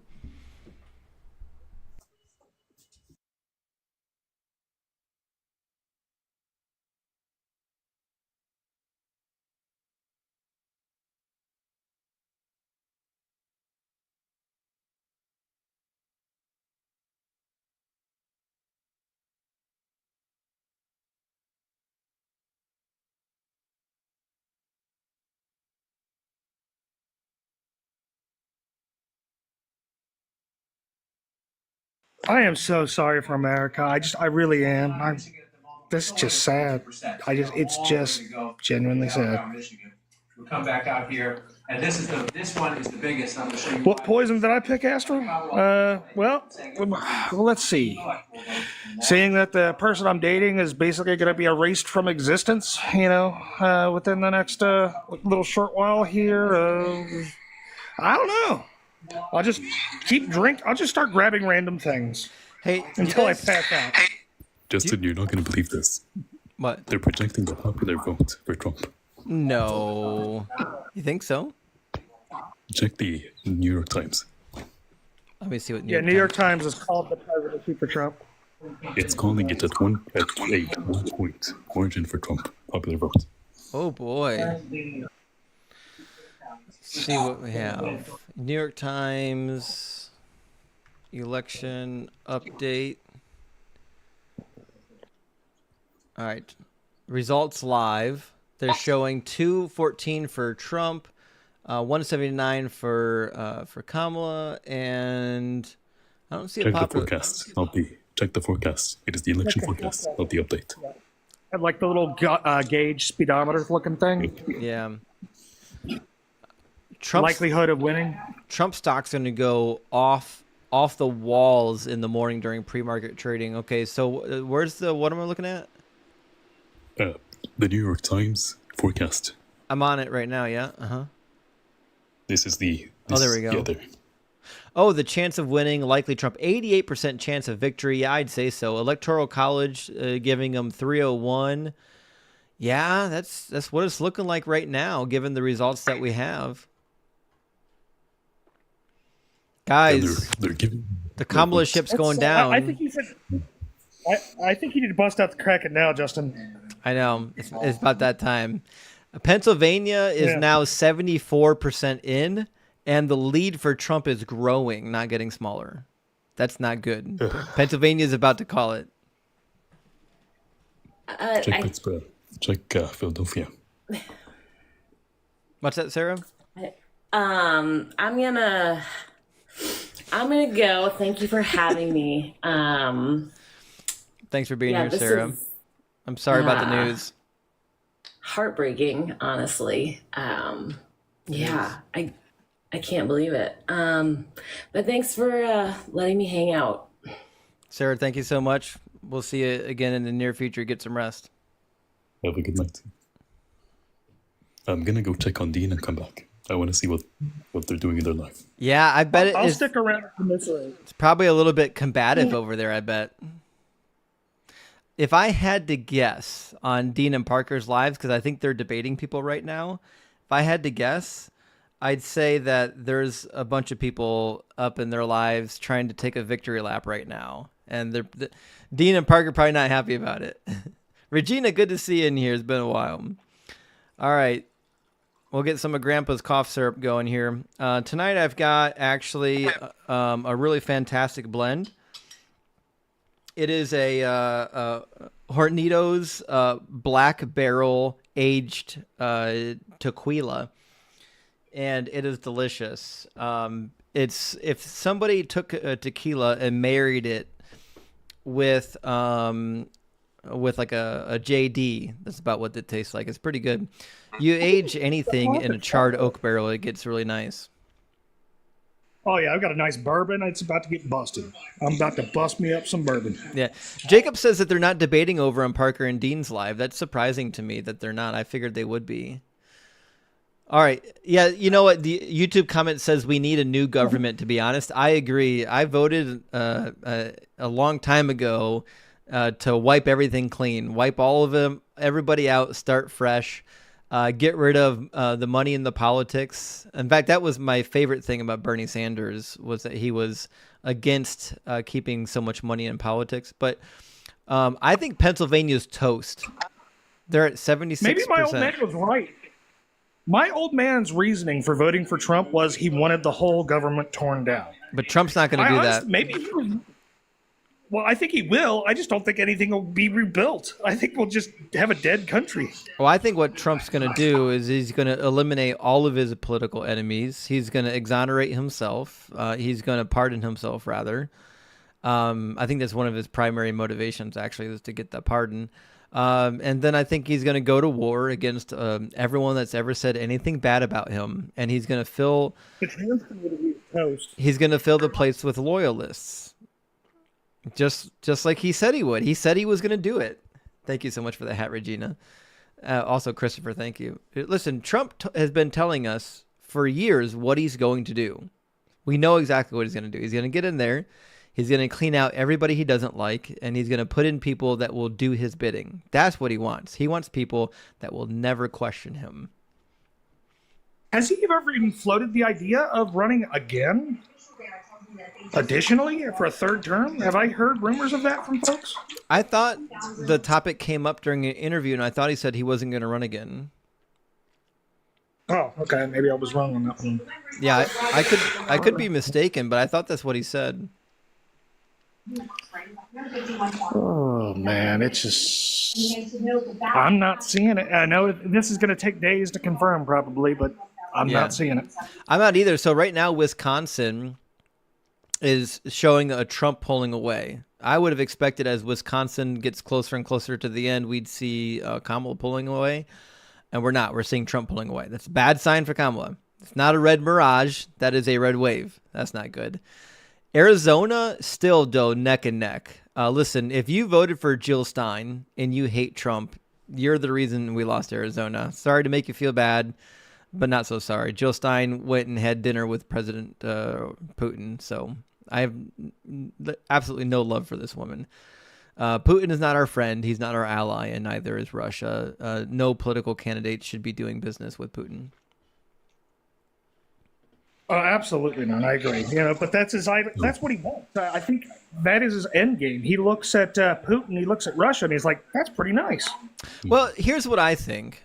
I think he likes the idea of having complete control. But here's my personal opinion. I don't think he cares necessarily about what happens to America. I think he's more concerned about his own personal interests than what happens to America. And so we'll have to wait and see. I mean, if it happens that his own personal interests align, with preserving something in America, he'll probably act on it. But my guess is he's going to try to get tax cuts for wealthy people because that benefits him for sure. He might enact blanket tariffs. Now, remember, he wanted to do that last time he was in office. And remember why it didn't happen? Because the Republican Party basically stonewalled them and said, we're not going to do it. If you try to pass tariffs and start a trade war, we're not going to vote for it. Not going to happen. You have to remember now too about this. I wanted to throw this in here, and it's a scary thought I just had. With this quote unquote red wave, which it looks like it might be, in this new government, this isn't as the government that Trump had in 2016. This is basically MAGA occultists up and down the board that are coming aboard with him into the House and Senate. Well, yeah, that's what I'm saying. Trump is not bringing in run-of-the-mill Republicans with him. He's going to fill his cabinet. He's going to make all of his appointees. He's going to make them super mega Trump loyalists. His goal is to completely remake the government, which is what Project 2025 says it's going to do. It's going to completely redo the government in such a way that you don't even need to vote again in the future. In fact, let's play that clip. We haven't played that yet tonight. Trump just went out and said it. How is Trump doing this good? And also, Dean and Parker look depressed. What's that? Well, I'm depressed. They look depressed. Oh, of course. I bet they do. I thought they're still saying that it's not over yet. We're gonna fight for days, etc., etc. But they look depressed. No, it's over. I thought Dean and Parker were a little overconfident. I thought Kamala had a better chance of winning, but I knew it was going to be a nail biter. All right, this is one of my favorite videos. The most important election ever. We want a landslide that's too big to rig. If you want to save America, get your friends, get your family, get everyone you know, and vote. Vote early, vote absentee, vote on election day. I don't care how, but you have to get out and vote. And again, Christians, get out and vote just this time. You won't have to do it anymore. 4 more years, you know what? It'll be fixed. It'll be fine. You won't have to vote anymore, my beautiful Christians. I love you, Christians. I'm a Christian. I love you. Get out. You got to get out and vote. In 4 years, you don't have to vote again. We'll have it fixed so good you're not going to have to vote. Now, that could read 2 different ways. It could be that he's telling the Christians that, listen, I know you're only here voting because of abortion, and after my next term, abortion is going to be a non-issue. We're going to fix it so that it can never be turned over again. He could be saying that. That could be what he's saying. He could also legitimately be saying what Project 2025 is saying, which is that they're going to gerrymander the fuck out of as many states as humanly possible to make it quite literally impossible for liberals to ever get in office again. That's what 2025 is for. The goal is to make it statistically impossible for Democrats and liberals to hold office.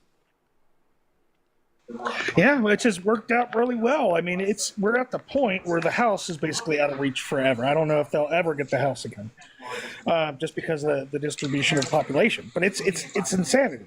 Well, listen, Ohio voted finally this year to put something forward to get rid of gerrymandering. Let me see Ohio issue number 1 to see if we have results on that. So Ohio issue 1 is actually a really good ballot measure. Oh my gosh. No, it didn't pass. How the fuck did it not pass? No. how did issue number one not pass in Ohio? So issue number one is a proposed amendment to the Constitution that would remove redistricting duties from the elected official, meaning the people that are elected to our state, Senate, and Congress. Those people are not going to be in charge of redistricting, because what do? They redistrict it. If you get a Republican majority, they redistrict it to keep the Republicans in power.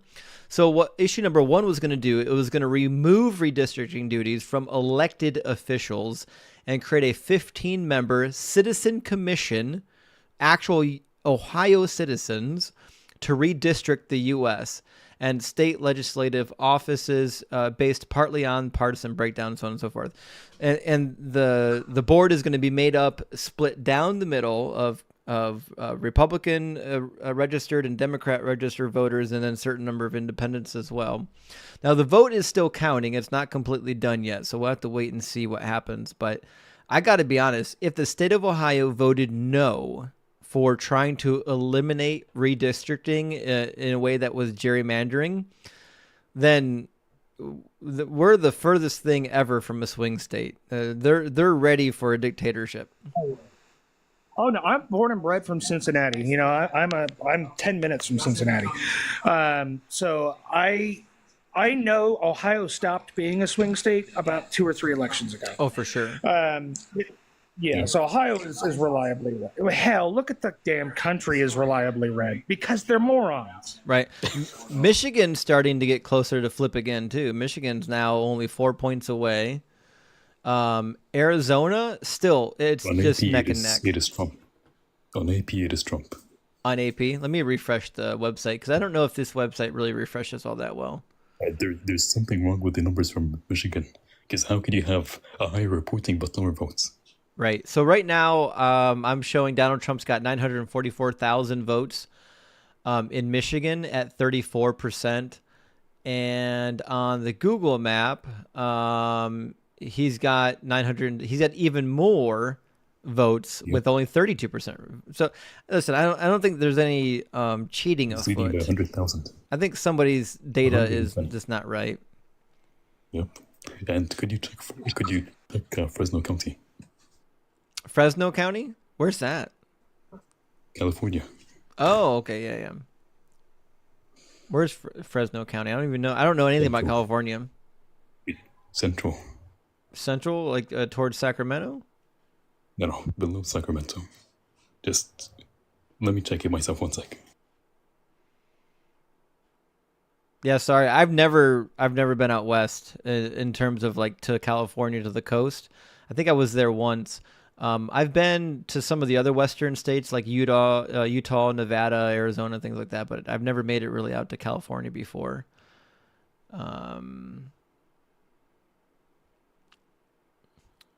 It is 50-50. Where? It's the light red one. This one here, Fresno?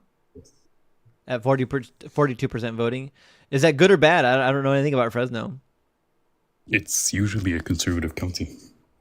Oh, okay. What I know is, and this is like, do we have information, or can we find information on what the women vote has been? Have they said that, anybody tonight?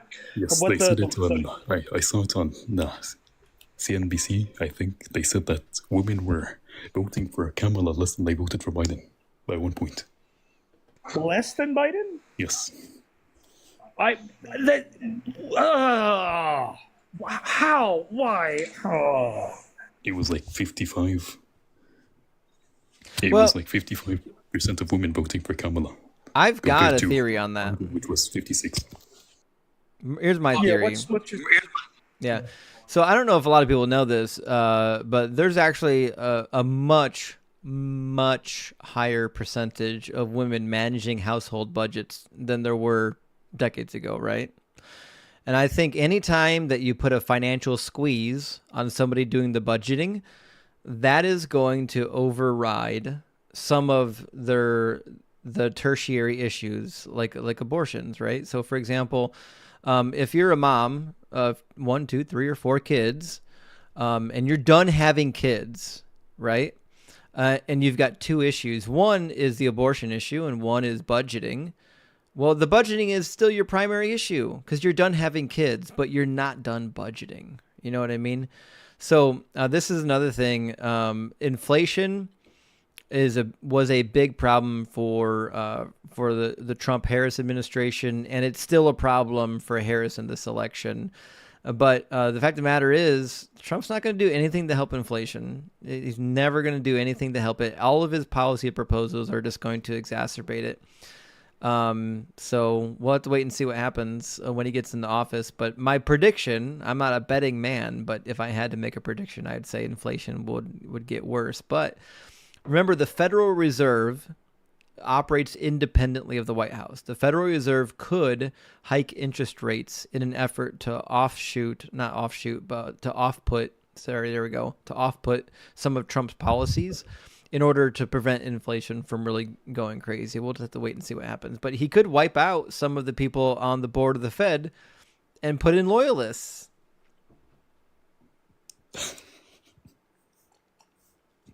This feels like a parody. Yeah, it does. It feels like we're watching a bad show or a bad parody, or this is a fever dream. And I can't. Christians, these are Christian people. Do they have eyeballs and ears to listen to this fascist, this horrible human being spout vitriol and hatred every time he opens his lips? Do you remember what Bill Clinton said during the election? He said, "It is about the economy, stupid." It's always about the economy. The most important factor in any election ever is, does the voter feel like they're economically strapped or economically empowered? And right now, a lot of them feel strapped. And that is always and will always be the number one issue. But I think a lot of people don't know is that the economy they attribute to a president or an administration is usually the prior administration's, coming into effect and what they helped mold and shape. Yeah, there's a delay. Especially, yeah, for sure. People look. I wish people were more politically literate within the United States. I think if we even had a little bit more literacy or importance on, hey, check this out, we wouldn't be anywhere near where we are at right now. Yeah, but listen, people. So, for example, okay, I came from not a middle class family. I came from what might be described as sub middle class, I don't know, borderline poverty. Okay. So people like my mother, a single mother, working, trying to take care of kids.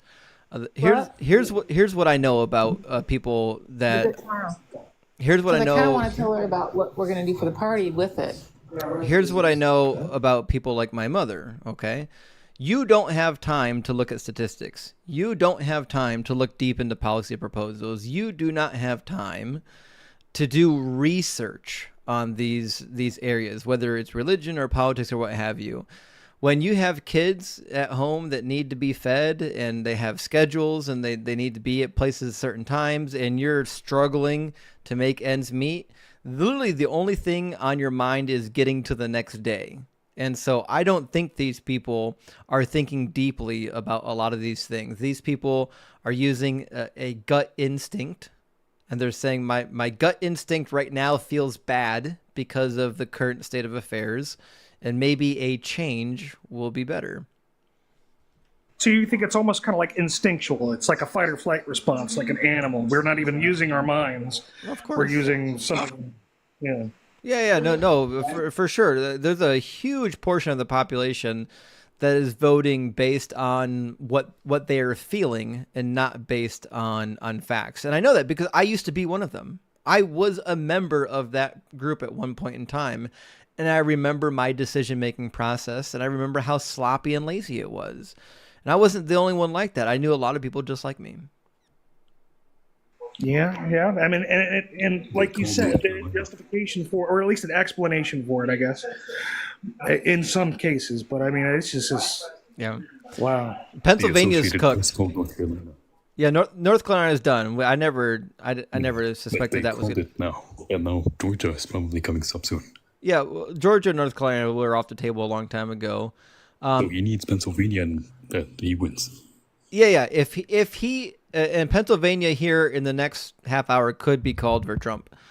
So Pennsylvania is at 77% reported, and Trump is quite literally pulling away. He's got basically now a little over a 3-point lead in Pennsylvania. In order to overturn a 3-point lead with that amount of votes in, you need a really significant demographic change, and I don't think that's going to happen. I think it's gonna go Arizona. I think Georgia, Arizona, Wisconsin, Michigan, and Pennsylvania are gonna be flipped at this point. Since he's projected, or the pollers are saying that he's winning the popular vote. And if he won the election without the popular vote the first time, and he was 80,000 votes away, while losing the popular vote by 4%, then I'm pretty sure he's gonna win everything today. No, that's actually a really good observation. If Trump legitimately holds on to the popular vote, even for the next half hour, right?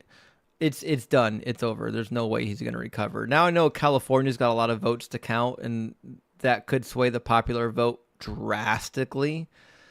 But still, the popular vote right now, we've got a split of about 5 million votes. How many votes are we expecting from California? Right now, California is 25% reported, and they've got, 4 million votes cast, which means they've got, roughly 16 million votes total. So they've got like another 12 million votes coming in. I had a thought too. What do you think this all means for Ukraine? Well, that's a big fear of mine. So, like, financially speaking, I think Trump won't be great for the economy, but be honest, I'm going to survive. I work for a very stable company. My job is not in jeopardy. Even when we go through downturns, my company manages our employees very well. We don't lay people off. And so, like, I don't have any fear for me personally, but I fear for other people in the economy that will be stung. But my second biggest fear is what's going to happen to Ukraine. I think that Ukraine is one of those allies that we have that we can't fail. We cannot fail Ukraine. We have to support them right now. And I don't think Trump is all that interested in supporting Ukraine. In fact, if I had to make a bet, I'd say he doesn't care at all about Ukraine. He's perfectly happy to end all support to Ukraine just to make Putin happy. So that's problematic to us. When we have an alliance with a country that we're going to be protecting them and supporting them, and then we pull out of that alliance and allow that to fail, that signals to the rest of the world that we don't take our alliances seriously.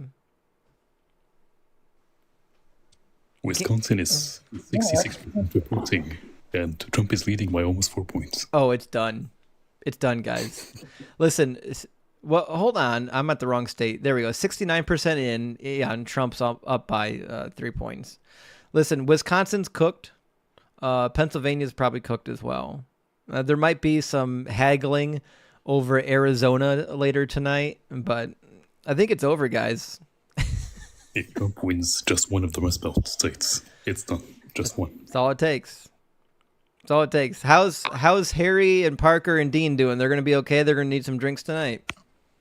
I feel like they're coping, like really coping hard. Listen, I went into this thing knowing that it was a toss-up. I was okay with that. If you weren't prepared for that, if you went into this election thinking that it was in the bag for Kamala, yeah, you're gonna be a lot of hurt tonight. You're gonna be crying tonight. At the beginning of the live, Dean was you're gonna go to bed, and at 2 a.m., all these states are gonna turn blue, like last time. Yeah. That's what he said. It's possible. I don't think that's the case. Kayla Ryan, thank you for the $2. Kayla says, I'm getting the strong drink and tissues out already. And yeah, that seems to be the case. It might. I think it was. I have to lay a little bit of this blame on Biden. I think if Biden had been more, not even just how he was as a president, but just in the nomination process, he should not have even originally pursued the nomination. I think if Harris had more time to introduce herself, this could have been different. Yeah, I think he should have won in 2020 in the first place. Well, They robbed Bernie a second time. So here's my take. I agree with Em on this one wholeheartedly. I dislike Joe Biden. I've always disliked Joe Biden. I know that he's a loyalist to the DNC, which is why they love him. But they totally destroyed Bernie Sanders' campaign. Bernie Sanders, when he was running for president, was an absolute megastar. His stock was rising every single day, and then the DNC strategized how to turn against him to get him out of the race. And who'd they put in place? Freaking Joe Biden. Who cares? Listen, nobody has liked Joe Biden since 1972, and even then they didn't like him all that much. He was only in office because he got elected into a complete blue state that never turns red, and because he was blue and there was nobody blue running against him, he was just in office for literally forever. Joe Biden is... He really hurt Kamala's chances by staying in the race when everybody knew that he was done. He was toast. He's not fully present anymore. His mental faculties are only halfway on, and I think that hurt a lot. And I think there were some people that were put off by the Democratic Party for even supporting him for that long, knowing it's like the emperor has no clothes. You guys know that story? The emperor it's a great story, a little story, where basically they convince the emperor that his new outfit looks amazing, but in fact he's actually not wearing any clothes, and they convince him to go out on this parade, and he's out on this parade and completely butt naked, and everyone's looking around like, am I the only one that sees this butt naked king over here? And I think that's what was happening with Joe Biden. I think most Americans were like, yeah, take the dude's done. Take him out back and give him the old Yeller treatment. We're done here. Why is the DNC propping this goon up?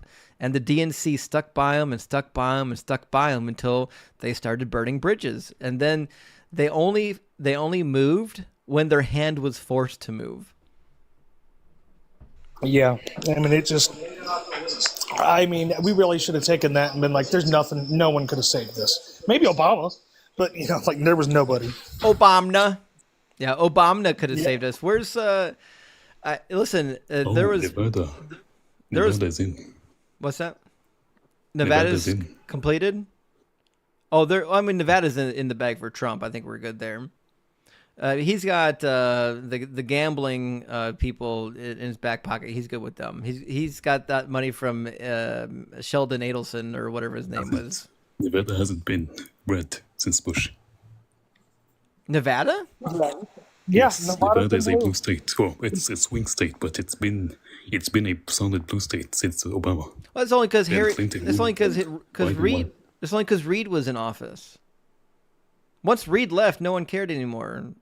They were voting. They were voting blue because Reed was their hometown horse. They loved that guy. Yeah. Anyways, Harry Reid, whatever happened to him? Is he still in? I hate to say it, but is he still alive? Yeah, I was gonna say, is he even alive? Yeah, I'm starting to. Actually, I really want to see the updates on the Trump stock. It's the post market's already closed. Pre market will be open in a couple hours. Let me see what. He died in 2021. He's not alive anymore. Okay, that makes sense. Harry Reid's no longer with us. Yeah. What did it say? What his cause of death was? No, I didn't read. Could you imagine spending your golden years in politics? Pancreatic cancer. CNN just called North Carolina for Trump. Yeah, but we knew that was going to happen. Yeah. I would not be spending my gold. Like, Biden is the biggest baffler to me. Why would you spending your last couple years trying to be president when you could be like spending your time with your grandchildren and like going on fishing trips and like enjoying your family? Like, you know what I mean? I think Biden was sabotaging Kamala. Yeah, Biden was definitely a sabotage to the Kamala campaign. He waited way too long to waited too long to pull out. Kay says, super chat, it's basically over, ?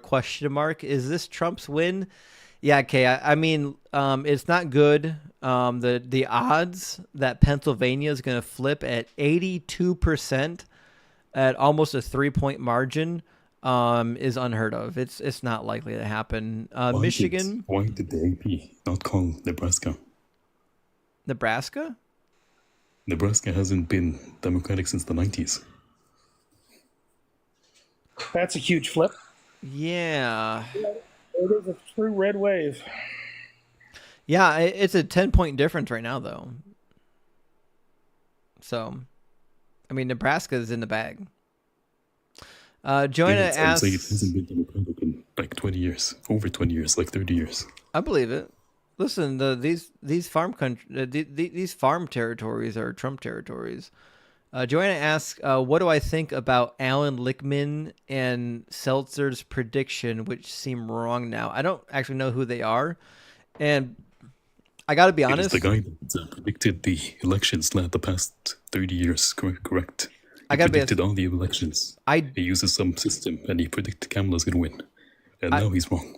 I do not watch the news. I simply don't do it. I quit watching the news over a decade ago. If I want to know anything about politics, I go to the Congress app. Are you guys aware that Congress has an app, by the way? Yes. Yeah, it's amazing. Yes. So you can literally just go to the Congress app and read the bills that are currently on the floor and the ones that are being proposed, who proposed them. They even have summaries. You don't have to read the whole bill. You can read just the abstract. You can read the summary, right? So to me, just logging on the Congress app every once in a while and scanning through the data that's on there is going to be a million times more helpful than paying attention to the talking heads on TV. They don't know anything on TV. They get paid to have opinions, and that's what they do. They're paid opinion It's havers. the guy that is insanely egotistical. Like, he genuinely, he thinks that his prediction is 100%. He predicted Trump in 2016, he predicted Obama twice, he predicted Bush, he predicted Clinton, he predicted Bush's father, and then he predicted Kamala. And he was like, oh, it's in the bag and stuff, and it's done. No, it's he has not. some system where he asks himself questions. Oh, are people happy economically? Is the candidate charismatic, etc., etc.? And if you fulfill 6, then you win. Justin had it right. The raging Cajun all along. It's the economy, stupid. It's always the economy. I guess there was just no chance. Yeah, it was rough. It was an uphill chance. Well, that was the thing. So in terms of campaign strategies, I really wish Kamala would have highlighted what Trump did to cause the inflation. I don't think people even realize that. Like, for example, when Trump was in office and oil dipped down below $2 a gallon, he went into a panic because the oil companies were losing money, and he literally made a deal with the League of Arab Nations, OPEC, and not just OPEC, but one other country, to reduce production. And that production was a guaranteed reduction for at least 2 years. So even though the demand for gas skyrocketed only a couple months later, the production cut was guaranteed for 2 years. And because production was cut for 2 years, that means refineries were at reduced capacity for 3 years, because it takes about 6 months, actually, not 6 months, I'm sorry. It takes a couple months to switch over refineries for particular operations. I don't know if anyone's seen a refinery, but these operations are big. It's not like going to a small factory where they produce a couple widgets. Refinery operations are humongous. And even just to switch over from like the winter fuel mix to the summer fuel mix takes weeks and weeks and weeks worth of highly technical changes at the refinery, right? So the refineries had to react. They're on a delay, right? So now we've got, 2.5 years worth of reduced output in the fuel industry. And prices skyrocket, not just because global inflation goes up, because now the price of gas goes up because demand skyrocketed, supply was way down, and it just turned into a feeding frenzy. But a lot of these effects weren't felt until after the fact, right? And so, I don't know. The problem is Kamala could have highlighted a lot of the reasons why inflation happened the way it happened and help people to understand that Trump actually helped cause the inflation, and what he proposes is going to make the inflation worse. She didn't do any of that on the campaign trail. And I know some of it would have been lost on people who don't understand technical details, but nonetheless, some people would have been listening. Yeah, totally. I mean, I just turned off my TV. I do watch news, and I'm like, this is just watching a car wreck in slow motion at this point. Yeah. You know. Let me see where they're at. Looking at the map. Yeah. This is like watching it go in slow. I'm going to refresh the page because the numbers look about the same as they were before. Let me see what we've got now. Pennsylvania is still sitting at 82%. And they're really only about 200,000 votes different, but I think that's done. I think they're done in Pennsylvania. Michigan. I did the math on Georgia. And Michigan's for cooked. Kamala to flip Georgia, she would have to win 330,000 out of the next 400,000 votes. Not going to happen. She done. She done.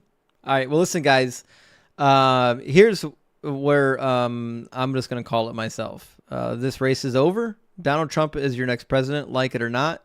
It's time to batten down the hatches and do whatever you can to take care of yourself and your family and others. And, we'll see what happens at the beginning of January. Yeah, unfortunately, I agree with that call, and that makes me want to throw up and drink a lot and throw up again. So yeah. But I'll remind you, the easiest way to turn Republicans into liberals is to deconvert them from their religion. We're going to be doing this over and over again. You guys know how we do. We're going to be bringing people out of this religious cult system. Because one of the first things people do when they leave the Christian cult is they become liberal. So let's keep hammering home, guys. That's the path forward. Yep, 100%, 100%. All right, love you guys. I will see you again soon. Tomorrow is Wednesday night. We're going to be debating some Christians. They might have some extra wind in their sails from the election, so we'll have twice as much fun as normal. All right, we'll see you soon. Have a great night, guys. Love you.